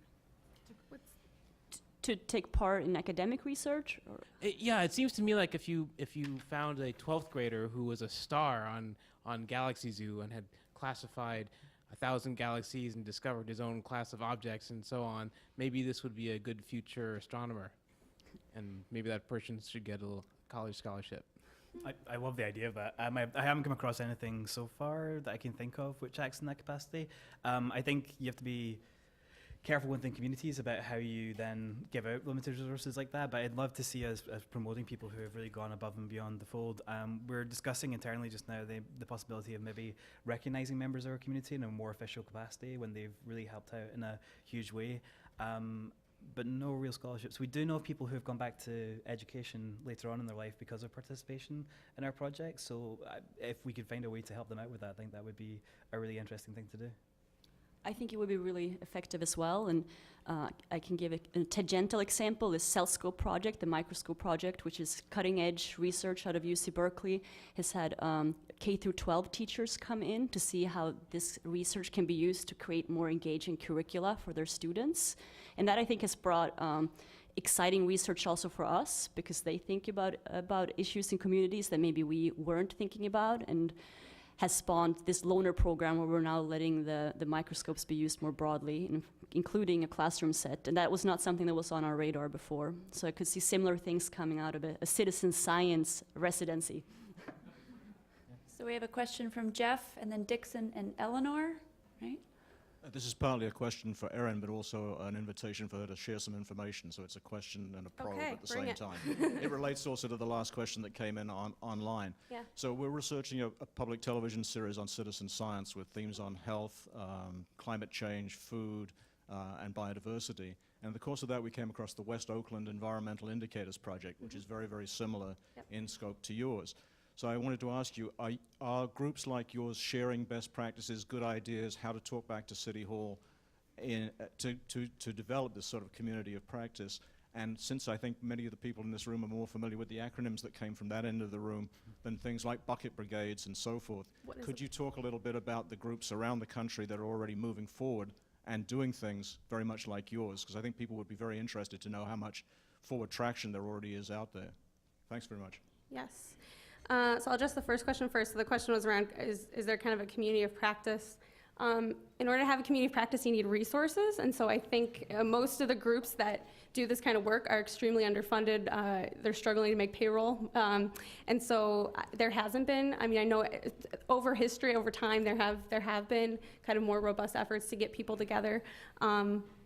But as of right now, there's not really a robust one that's happening. I think it's a really good idea. We certainly participate in other communities of practice, but not around this particular issue. And then to speak to what the Bucket Brigade is, our group was trained by a group called the Global Community Monitor. Denny Larson is their director.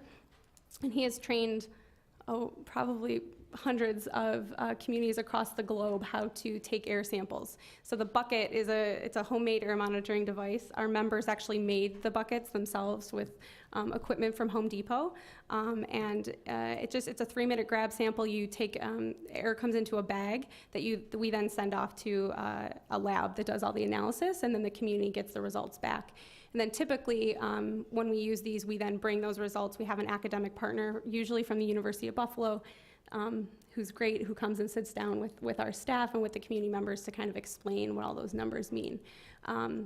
And that generally, when Denny comes to town, it's a kind of a scientific training coupled with a kind of community organizing training as well.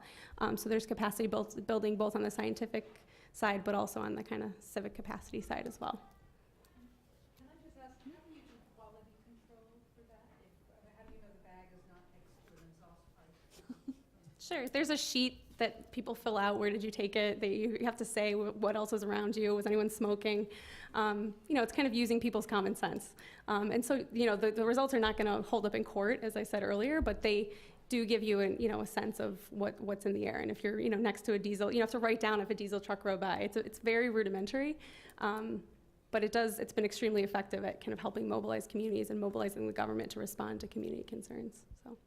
Dixon, I think you were in line. Well, this isn't a question, it's an answer to the question first asked, and that is, in the state of Virginia, every year the Virginia Junior Academy of Science has student research projects come in. They're typically from high school students. The #1 environmental research paper delivered by a student gets a $13,000 college scholarship. Even if they're a freshman, it's delayed to when they go to college. It's funded by the Virginia Environmental Endowment, and it's been going on for 20 years.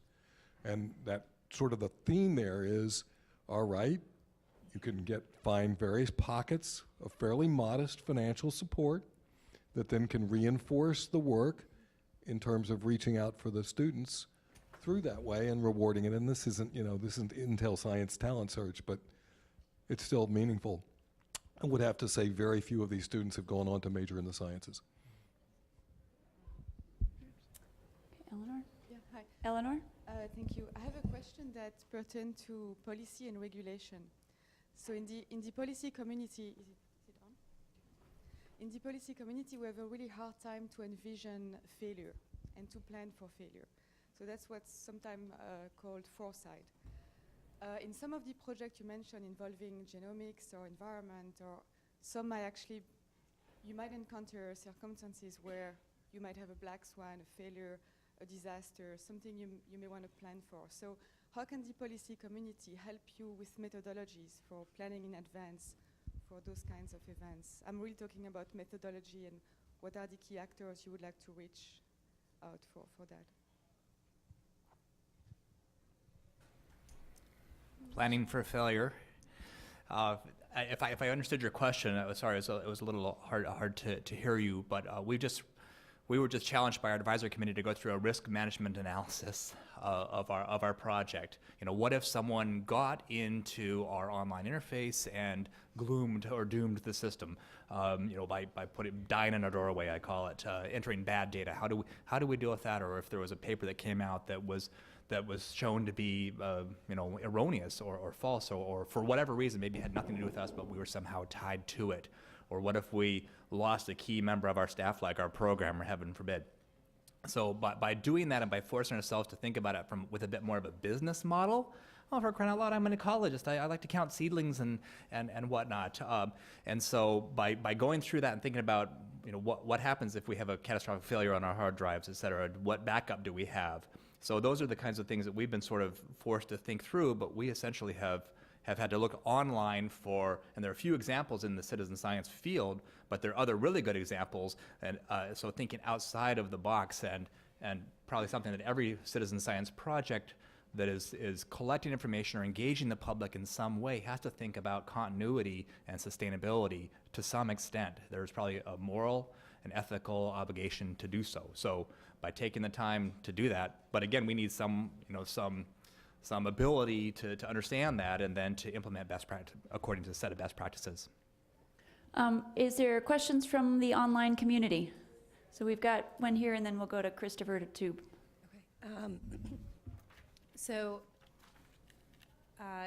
In the case of data collected through a citizen science mechanism, how did the data get secured in a trusted repository with quality control and long-term curation? You can go first, yeah. We collect data about the things that we show people online. And so whenever we take that data from somebody, we put it into a database. Those databases get backed up nightly, and we make sure that there's redundancy in that system. It's fairly secure, it's fairly straightforward to do. There's well-established practice for this. We rely heavily on cloud services to do that, but it's relatively straightforward, and we think we've got that down to a T. In terms of longevity and keeping the data available for a long time, we have a clause that if our organization ever disappears or we run out of funding, then all data will be made publicly available and will be hosted by whoever wants to host it, really. I'd just say from our end, it really depends on the piece of equipment we're using. We're mostly doing air monitoring, but it just depends on kind of what we're told to do by the lab.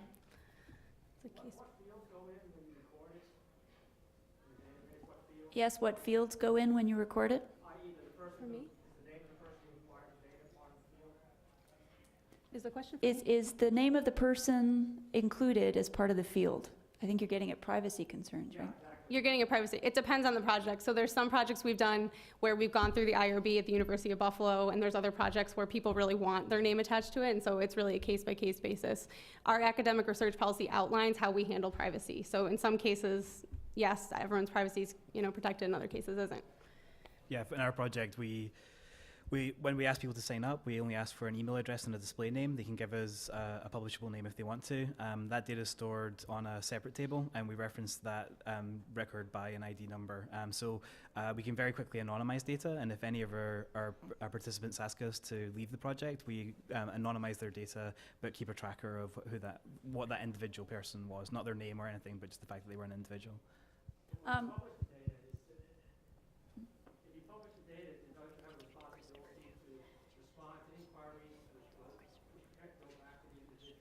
Any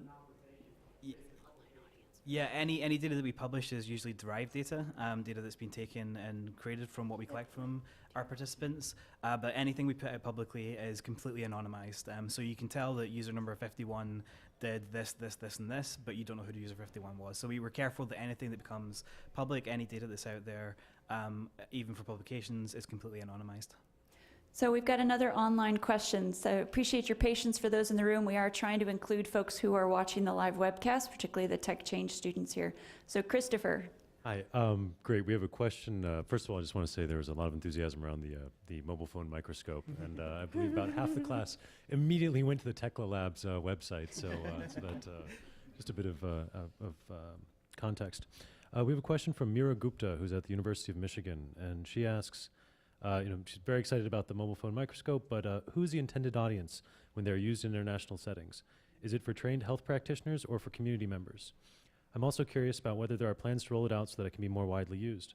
And then this is from the website. So because right now I get the sense that they're loaning them out by request only, and that would make it hard to scale up their use on the type of project that she designs.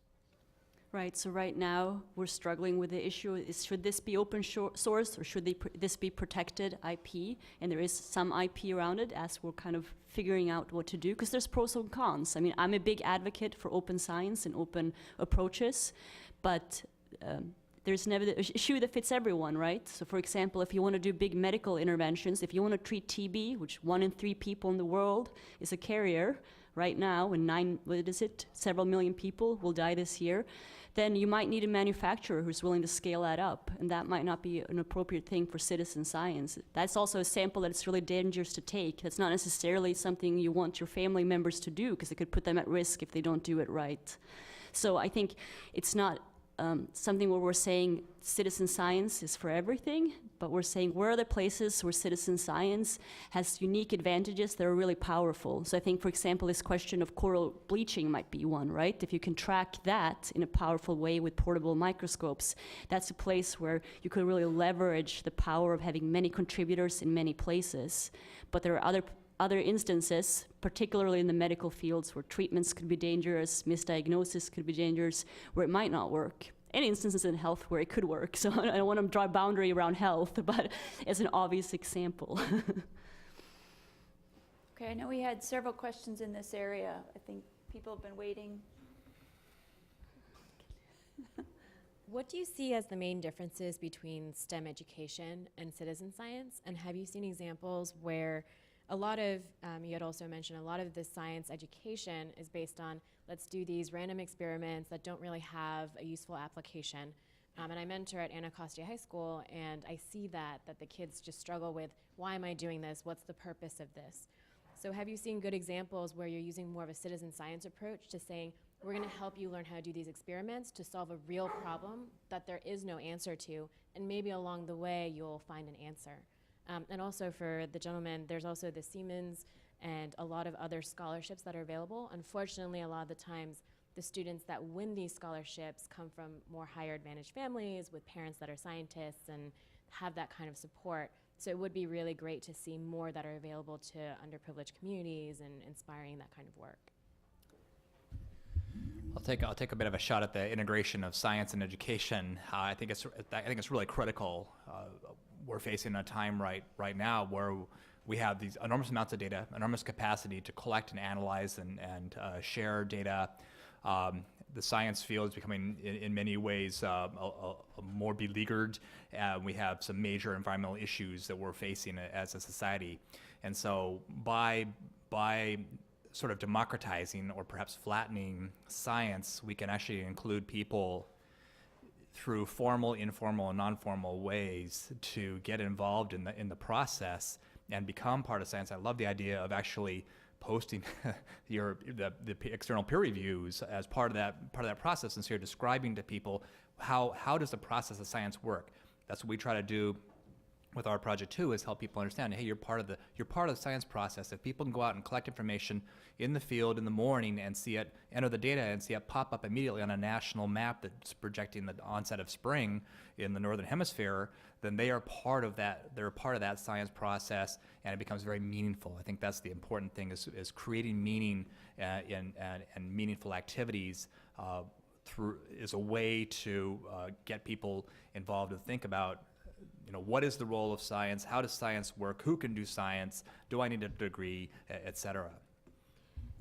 We've done a little bit of work, not in any kind of formal way, but one of our organizers, Natasha, who works on the Lower West Side of Buffalo, has gone into classrooms. It's Public School 3, that has the highest asthma rates in the whole city and is right down the street from the plaza. And has gone in and done air testing with the students. 2 summers ago, we did a field day with them, and one of the stops on their field day is they all put on air monitors, and they learned about particulate matter. So I think, again, we don't have a curriculum yet, but I think continuing to move, science curriculum towards what kids are actually seeing in their neighborhoods, particularly because low-income communities and communities of color are the ones hardest hit by pollution, just makes sense, and we should, continue that conversation. Yeah, I think you hit on something really important there, which is that kids especially are very sensitive to when they're being given busy work, when they're being given something to do just to do it. And I think one of the great things that citizen science can provide, and one of the things that we're trying to do, is to bring the real data into the classroom and bring the real science cases into the classroom. We've been building out a lot of resources. ZooTeach.org is a place where you can find a lot of lesson plans about how to use our projects in classroom context. We've built something called the Navigator in Zoo Tools, which allows classrooms of kids to look at some galaxies, classify them, see how their classifications look compared to the rest of the class, but then also to take that data and do further analysis on it, start looking at how different relationships build up. And so they're using real data, they're doing their own experiments on the data that they've collected. And I think one of the really interesting things about that is you start getting these interactions where you'll have a kid ask a teacher, did I do this right? And she says, I don't know. And they say, well, what do you mean I don't know? And they're like, well, nobody knows the answer to this. This is new and it's fresh. And I think that's really important. I think that's where the value can be, is having that interaction where it's okay not to know, and that actually the unknown things are as interesting and as important as the known ones. This is way outside my area of expertise, but it strikes me that something policymakers can do too is provide teachers with a mandate and the responsibility to incorporate these kind of less testable parts of the curriculum, and to also endorse larger curricula and textbooks and so on that promotes this kind of learning. If I could make a quick comment, I heard yesterday a rumor that there's some discussion about the possibility of consolidating education within several departments, federal agencies, as opposed to actually distributing it. If that's the case, that is of some concern for this integration of science and education. Now, it's just a rumor, but someone may know. Okay, we have a question here next to Anne. She's been waiting very patiently for a long time. So building on the science literacy piece, I'm interested if you think of it in terms of a career ladder or workforce development, because I work for the National Science Foundation, and one of the things that I'm seeing pretty commonly in grants is to think about people who begin to get involved as just an entry-level person, then lead or mentor other groups. And then I get requests, well, now we've hired this person because they're so good. Do you all, this whole idea of career ladder, workforce development, a place to move within a citizen science community, do you have experience with this, and do you have suggestions for us as we think about that kind of literacy and leadership? We see a lot of the members of our community take on roles which are not the roles that we initially thought there would be there. We have forums based around each one of our projects, and people are fantastic at becoming moderators in those forums, leaders, explainers in those forums for peer learning. We have people who completely stop doing the projects themselves and just help people out in the forums, which I think is a fantastic place for them to go. In terms of, do we see it as workforce establishment or career ladder? I think there's some of that. I think we would like to think that we get people back into doing scientific education and scientific research. But I think as well, there's another part of this, which is simply spreading the comfortableness with science and the idea that anybody can do science throughout the wider community. There's a fantastic, Eric Paolo from Berkeley has this great mantra and this great campaign to retake back the word amateur.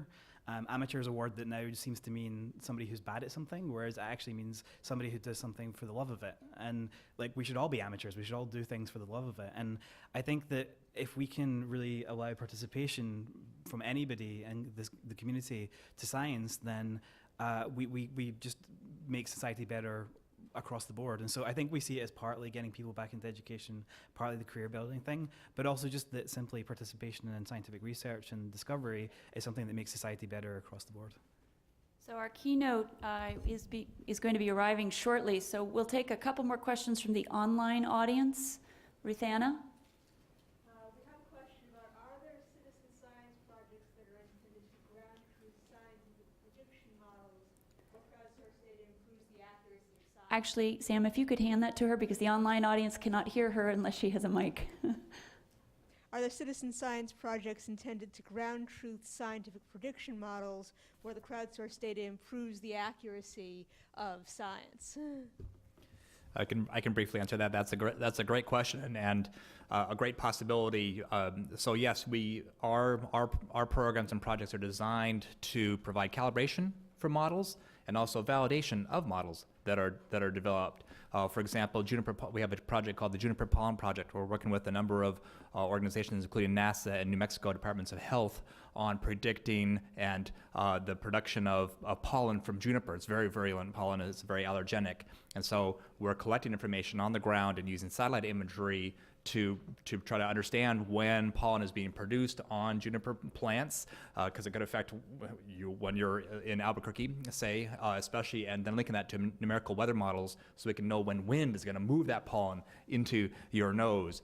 So the idea is to then not only calibrate, but then you could easily validate those data. So for sure. One of the things that we are very keen on is that when there are automated methods for doing science, we can help improve them. So one of our projects, the Supernova Zoo, we were using, had citizen scientists come on and classify on that project for a long time. But eventually what we did was we took that data and we used it to retrain a machine learning algorithm based off those contributions that was then as good as the community of citizen science volunteers. And so that was very much improving a scientific model and the accuracy of a scientific model. And we're very keen that when a project gets to that stage, when we can automate it, that we shut down that project. We don't want to waste people's time. So the end goal of any one of our projects is hopefully to kill itself. So is any more questions from the Tech Change students? No, one more question, one or two more questions from the room? Oh, okay. I had one. I was just curious, and maybe this is coming from a border state perspective, but is the term citizen in citizen science being something of a block to greater participation? You have to be card carrying. Yeah, there's been a fair amount of discussion in the field. Public participation in scientific research, PPSR, is one very awkward term, and I love the idea of sort of taking back the word amateur. You know, we thought about it at the Phenology Network. We decided we were going to target backyard naturalists, not amateur naturalists, because it had a bad ring to it. So yeah, maybe we should take back citizen science. Everybody knows what that is. You know, not everybody who participates is a citizen at all. In fact, that does create some barriers. But choosing, you know, coming up with a lingo and think about the definition and do it just, again, what is citizen science? We've heard a lot of examples here today, a big tent. So that's something we need to deal with. Yeah, we don't use that term. It's a term that you know, is kind of popularized, but we don't use it. A lot of folks that we organize are refugees. They're not citizens of the United States yet. It's not a term that we use, but I think that's a great point. I agree as well, but I would also say that since Tech Labs works internationally, and so does the Development Impact Lab that has the cell scope, Daniel Fletcher, those people all feel like they're citizens from wherever they are. So people use the term citizen science in those countries as well, right? Yeah. As somebody from Scotland, I definitely agree with that. It's not just a citizen of America, but a citizen of the world or something, yeah. It also implies that scientists aren't citizens, which is a problem. Sometimes. Which is not great. We've agonized over this. We really want to find a better term, but it really actually turns out to be very hard. I think we'll be all interested in hearing any suggestions. So, yeah. All right, well, I've gotten word that our distinguished keynote is here. So I apologize that we are going to have to wrap up the Q&A, but I invite you after the keynote and the roundtable to continue to talk to our panelists. So it's an honor to introduce to you today the Deputy Administrator for the Environmental Protection Agency, Mr. Bob Perciasepe. Mr. Perciasepe served as a top EPA official in the administration of President Bill Clinton, who appointed him first to serve as the nation's top water official and later as the senior official responsible for air quality across the U.S. Prior to being named to his current position, he was the Chief Operating Officer at the National Audubon Society, one of the world's leading environmental organizations. He also has held top positions within the state municipal government, including as Secretary of the Environment for the state of Maryland and as a senior official for the city of Baltimore. Mr. Perciasepe holds a Bachelor of Science degree in Natural Resources from Cornell University and a Master's degree in Planning and Public Administration from Syracuse University. He's also, I hear, a birder. So please help thank the Deputy Administrator of the Environmental Protection Agency, Bob Perciasepe.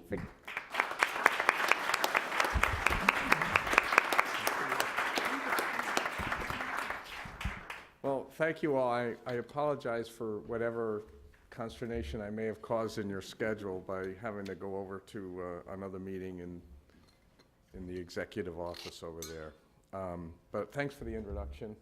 And yes, I'm going to start with something about citizen science in the National Audubon Society. I know, how could I not, right? Does everybody know what I'm going to talk about? The Christmas bird count. The true story about the Christmas bird count pretty much is, which is one of the oldest citizen science, probably not the oldest, but at least one of the oldest citizen science programs in the country, if not the world. It started in the late 1800s and really got going around 1900. Frank Chapman, who was an ornithologist with the National Audubon Society back then, was trying to find an alternative to something called the Christmas side hunt, when they would be teams or sides, and they would go hunting to kill as many birds as they could. And this was compounded on top of the use of birds in fashion, mostly for hats, but also other parts of fashion, and sort of gave rise to the National Audubon Society in the late 1800s, as certain groups of women, mostly in the northeast part of the United States, got together to try to change that practice of using birds in fashion and in hats in particular. And so that was sort of the birth of the modern conservation movement when it came to wildlife with the National Audubon Society. In fact, Teddy Roosevelt became vice president in the National Audubon Society when he retired from being president of the United States. So that was kind of fun, but he also gathered a lot of data on birds in Washington, D.C. whilst he was president. He had a set of binoculars and would observe birds around the... So he might have been one of the highest ranking early citizen scientists, and that was... But that was back in the 1900s, and it started slowly, and it started for the reasons I mentioned. But today, hundreds of thousands of people, tens of thousands of people participate in that citizen science activity across the... It's spread to mostly the North American continent, and there's some fledgling activities, if I could use that word, going on in the southern part of the Americas as well. And since about 1965, the data is statistically significant in terms of predicting populations of birds, and in particular predicting where they are, or understanding where they are. So working with the Fish and Wildlife Services Research Center at the Patuxent Wildlife Research Center here in Maryland, the analysis and the algorithms were created to show what the confidence intervals were. And for instance, you can look at where birds are seen in those 2 weeks in the winter on the North American continent. And since 1965, they've moved 400 miles north. So, you know, it's an indicator of what? They've also moved a couple of hundred miles inland. They're moving away from the ocean the moderating temperatures of the oceans, and because they can go further in because the climate is warming. So, so you see, EPA now uses the birds as one of their climate indicators in the most recent climate indicator report that came out. So EPA is already using citizen science, and obviously we use it in many different ways, and I think you've already heard some of the examples of how we use it, but it is something that we want to get more deliberate about, and how we can continue to build on a foundation of things like that. And there's another thing that not as many people know about my birding interest, because I usually, if I'm wearing a tie, which I don't normally, I try not to do it if I don't have to, and I just came from a meeting in the West Wing without a tie. I'm breaking the mold over there. There was no guy at the door that says I can't go in without a tie, so I did. But usually if I do wear a tie, it's got birds on it. So I've been the other thing that I do in my life is I'm very interested, besides being the EPA guy, I'm also very interested in meteorology. And it's another huge area of citizen science. Anybody here know what Weather Underground is? Right. When you look at when you get it up, if you go to Wonder Map, which it really is what it says, and you look, like for Washington, D.C., all these numbers of temperature pop up on the map. Those are all individual weather stations. Probably more than 50% of them are at somebody's house. They might be in elementary school, they might be at an airport, but probably the majority of those weather stations are individual amateur meteorologist stations. Now you have to spend about $400 to get one of those weather stations and hook it up into the system, but there are quite a few citizen scientists doing it. It adds a lot of robustness to the meteorological data that NOAA and everybody else uses. Now, any one of those stations may have some issues. just like any single observation in the Christmas bird count may have some issues. But when you look at the volume and you look at the aggregation of a bunch of stations in a particular location, or a large number of ornithological observations by amateur ornithologists, you start to create something that has enough significance to it that it can help. And I think EPA sees a couple of different things that citizen science can help us on. First, and I think this is something that Audubon looks at as well as NOAA and others, and that is it's involving people in science, and it's involving people in your mission, and it's getting them to understand what the issues are. So it has a huge engagement and educational component to it. Even if you never used the data, it has that component. In fact, people did the Christmas bird count for 50, 60 years before somebody thought that there was enough observations to make it useful for some scientific purposes. And they did it because they liked doing it, they liked understanding where birds were, and they had a good time. If it wasn't a blizzard. So it is something that really can help build that participation and that education component. The other thing that if you do it right and you work on it, it really can help an agency like EPA figure out what its where some priorities might be. I mean, the days where we're going to be able to use citizen science on that kind of wholesale level for any particular research or any particular regulatory activity, that is not what we're talking about here. We're talking about something that's going to help us see patterns, help us see where gaps are, where we can go in and do some more work. Particularly if it's observational citizen science, which I am a big fan of.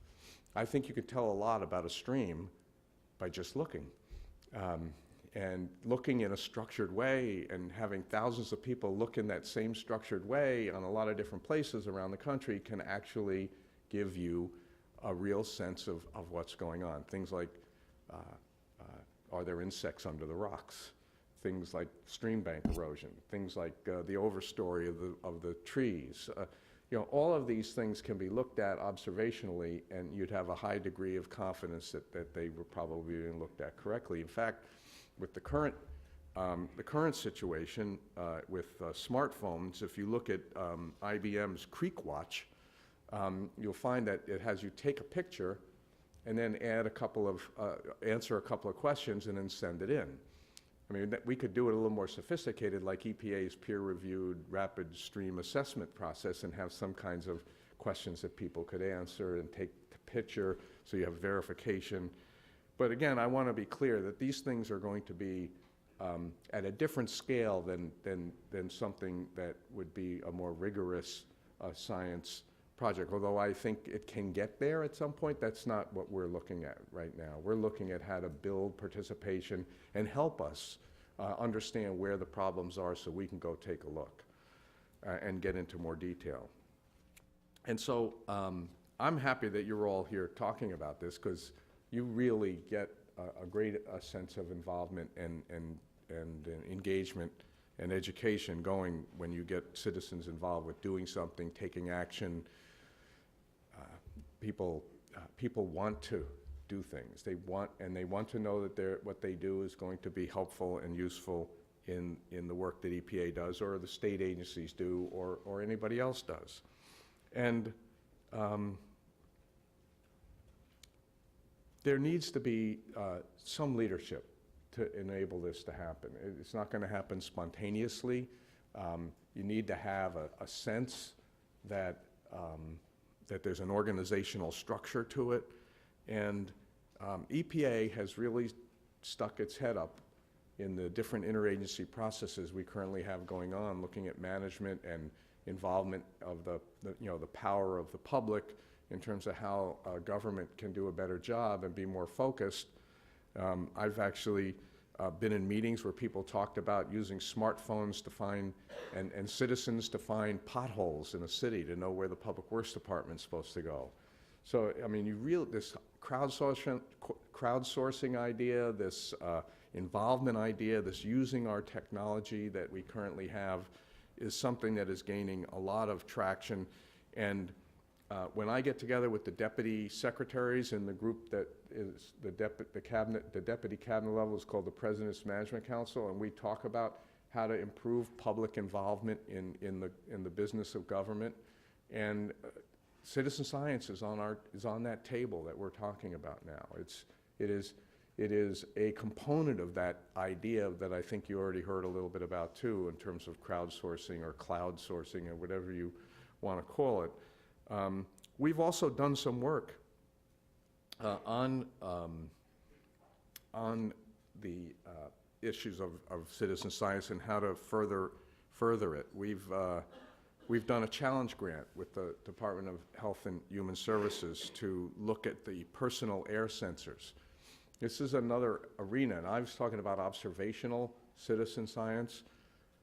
The technology that is advancing quickly in terms of being able to do things with your smartphone, you know, once it has a USB port on it, you can stick stuff in it and you can do things.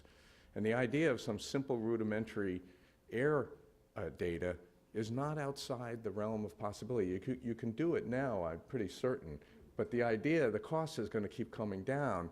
And then so here's EPA and its state partners in this position of starting to get all these people emailing us all this data. Hey, I was just down at the corner of Vine and whatever that song is in Kansas City, Hollywood and Vine, thank you, Peter. And I saw, you know, these levels of fine particles, and it comes in, and what are we supposed to do with it? So on the other side of the coin is EPA has to get ready to start to get this stuff. This stuff is going to come. We either have to work with third parties to figure out how to get that data together and put it in a usable form that maybe even other applicators might be able to access. But we also have to set expectations. It's really important that we set the expectations of what this information can and cannot do.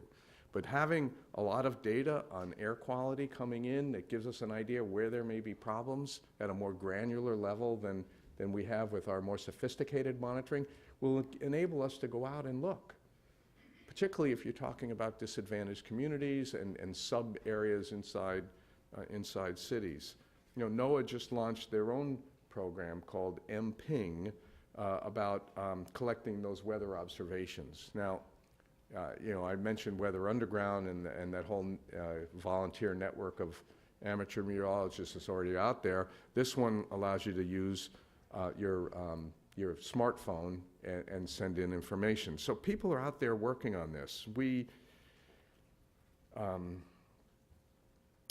have lots of opportunities here, particularly with these kinds of personal technologies. So I mentioned at the beginning here that we had Teddy Roosevelt as one of the first citizen scientists here in Washington, D.C., looking at bird information. And some of his observations actually was one of the first real looks at all the different bird species that are here in the district during different seasons. Obviously, during migration, there's a lot more here than during the summer or the winter. But we feel that, and I feel that citizen science as a concept can produce and build the connectivity of an agency like EPA, where we're science-driven and information is always needed to help us do a better job of figuring out where our priorities are and where our weak spots are and where we need to be looking. And this time to build the capacity to do that, to be open about it, to express that openness about it, is now. And that's why you hear me talking about it today. That's why I'm bringing it up with my colleagues in the Deputy Cabinet. It's why you guys are here talking about it a little bit today as well, in that doing this and building a practice here with proper expectations is a really important thing. And I'm looking forward to a future where this is going to become a more integral part of how EPA helps itself find areas that are needing further attention, and engaging a public in the work that we do in a way that we haven't been able to do before. So I thank you for asking me to come and chat with you, and I'm at your service any way you want. Do you have time for a little Q&A? I think I do, although I look over here to people who yell at me if I don't. But So we have microphones on either end of the room if you want to pick on people who raise their hand. Got one in the back right there. Go ahead.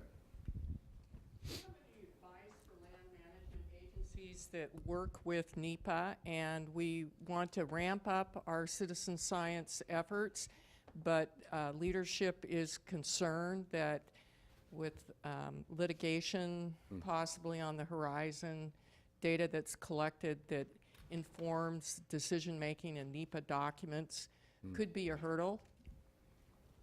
Yeah, I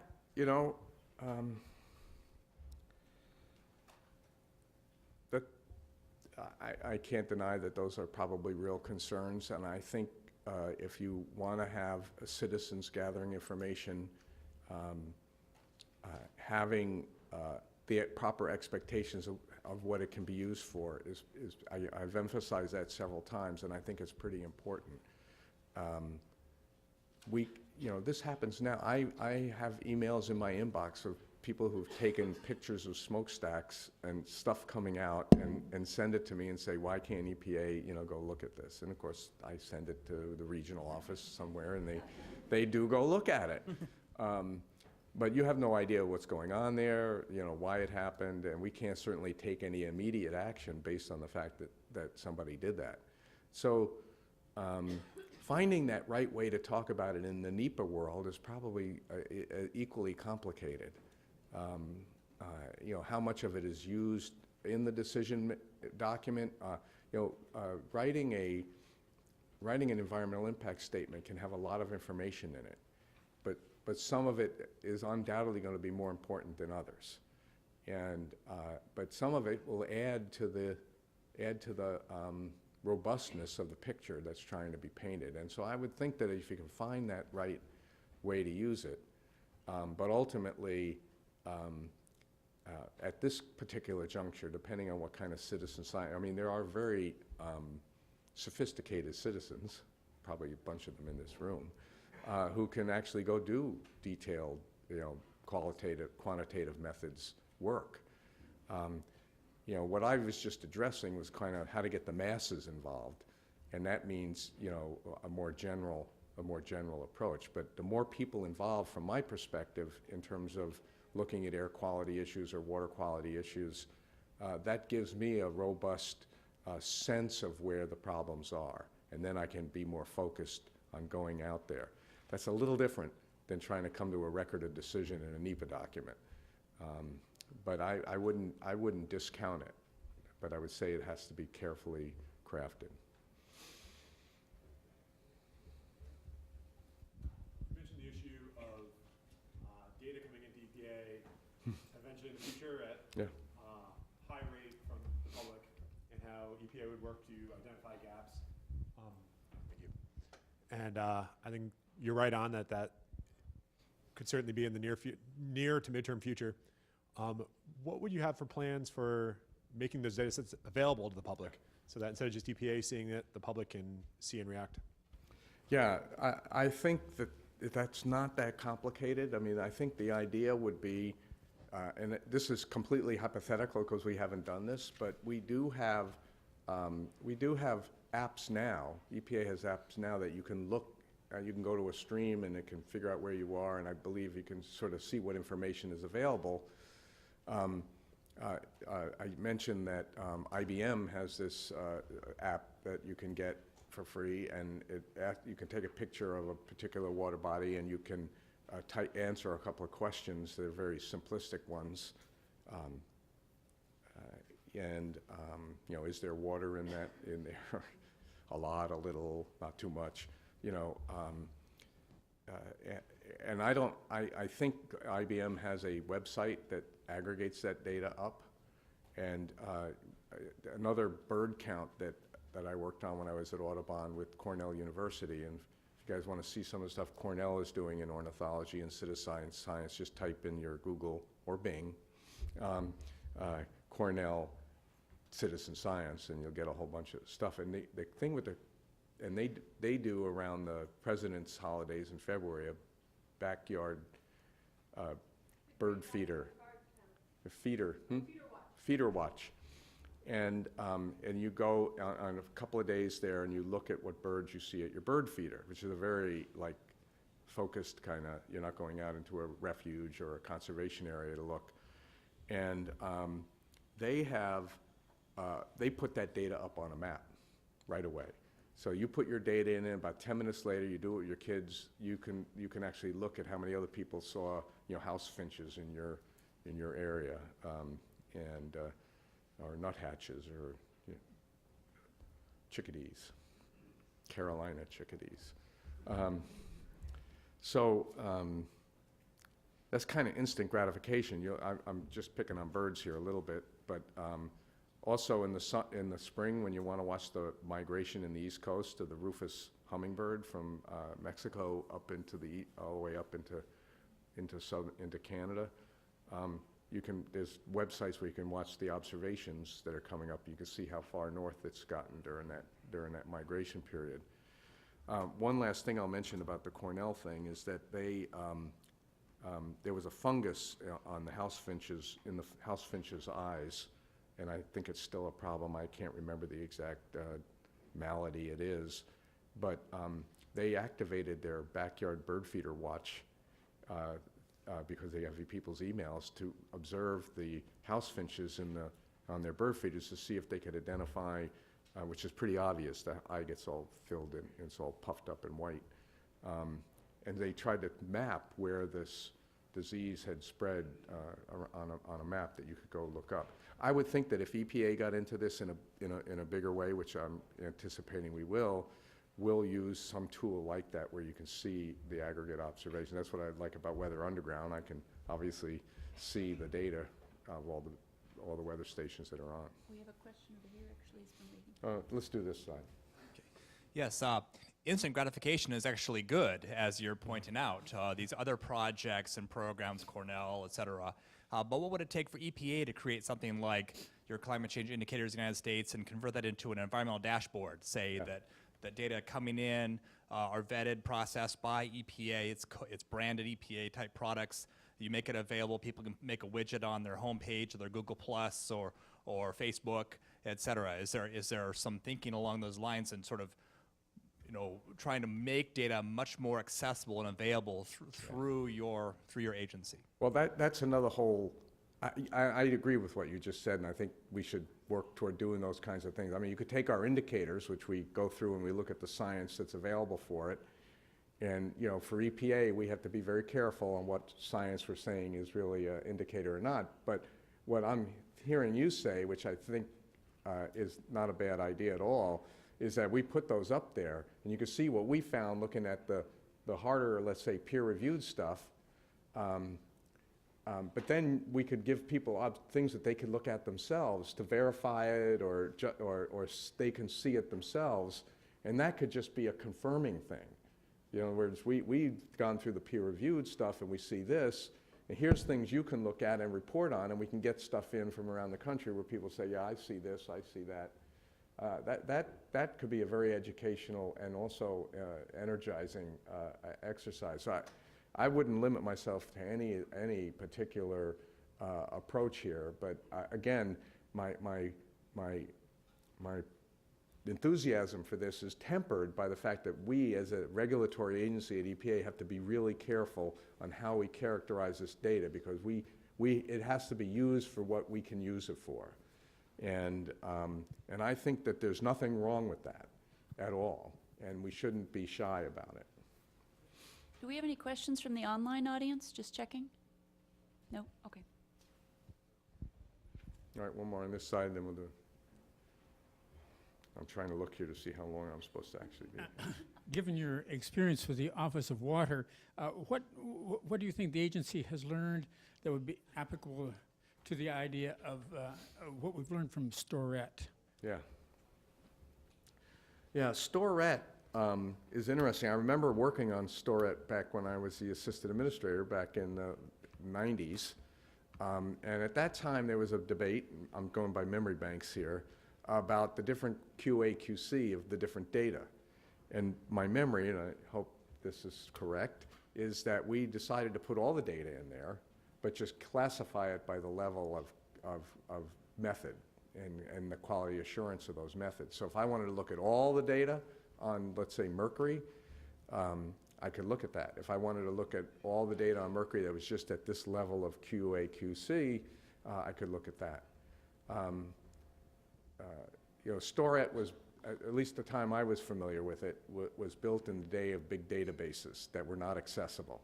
I think it's probably now accessible, but it's probably not in any kind of helpful format. I just don't know the answer to that. But having citizen-gathered data through some kind of minimal or appropriate protocol for observational, or if it's with a certain kind of personal monitoring system of some kind, getting that data available and putting it up so that people can see it or other applicators could access it, I think is a pretty important thing with the proper, characterization of what it can be used for. So I think, I think EPA has over 1,000 data sets, and I think at this time we've only, this is center mass. If somebody's here who knows more about this, please throw your glass at me. But I think we've only made about eight of those databases so far available to outside applicators to come, so the applications can come in and grab the data.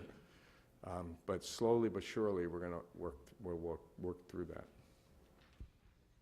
So my question had to do more with what you were talking about in terms of the Audubon working with the disease and the fungal disease on the birds and activating citizen science around a particular issue or topic. That's why I was trying to use that as an example. Well, and so I guess my question is, like, do you see in the future, and I think maybe the panelists could comment on this later time, like the need to activate a citizen science community around something because you're trying to track it and you might not have the capacity to do that. Yeah, I brought that up specifically because I think there's an opportunity once you have a practice in place and communications with a number of people who've got these observational skills, and that you could do something like that. There's no doubt in my mind. I'm trying to think, we may want to, for instance, people who are, let's say we do something in water. Take the IBM thing that's already out there and try to make it a little more sophisticated, which I think is easily done, and maybe even do something with IBM so that they're helping us with all the file servers we'll need, and then make that available somehow, and build and help get people to that site, and particularly start gathering data around the country on what people are observing in water bodies near their homes in some structured approach. And that's the key to the Christmas bird count and many of these things, that there's some structured approach so that it's just not all random observations, that has some structure to it. And then we say, we're really concerned about algal blooms, in August in Maine or in Massachusetts or in Ohio, or is something going on Lake Erie right now? We did the whole thing with banning phosphates in detergents. We tried to deal with the Great Lakes issues, but in the last couple of years, we've been getting significant algae problems in Lake Erie again. Maybe we send, communicate with the people there and say, please take pictures and report in on what you're seeing on the algal bloom on Lake Erie today or this week, and communicate with people. But I can see something like that we would do. And it would just be helping us understand what's going on so that we can go out there and take a look or not take a look. I mean, I just had a meeting this morning with NASA where we're trying to figure out how to do those kinds of things with satellites. So there's two scales here. I think Bob would probably stay all afternoon if he had his way, but his office is happening, so. So thank you for coming.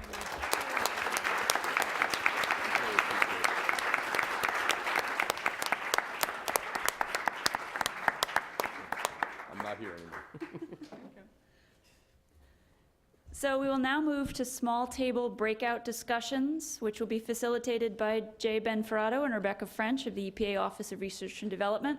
There are restrooms around the corner. There is coffee here and hopefully still some snacks and some of the reports. So while this will conclude our live webcast, we hope those of you who are participating online can share your thoughts via email, Twitter, and our HackPad.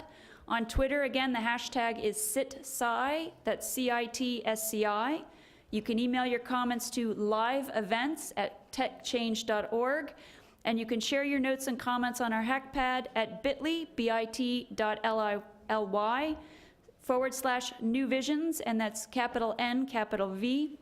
And the questions we'll be asking the breakout, and Jay will repeat this, is in your experience, where are the priority opportunities and challenges for doing citizen science and open innovation? And what role can the federal agencies and other stakeholders play in working together to support these communities? So with that, if you guys would move into roundtables, I think people who are standing, if you could come, and Jay will do the instructions. Hi, my name's Jay Benferrato.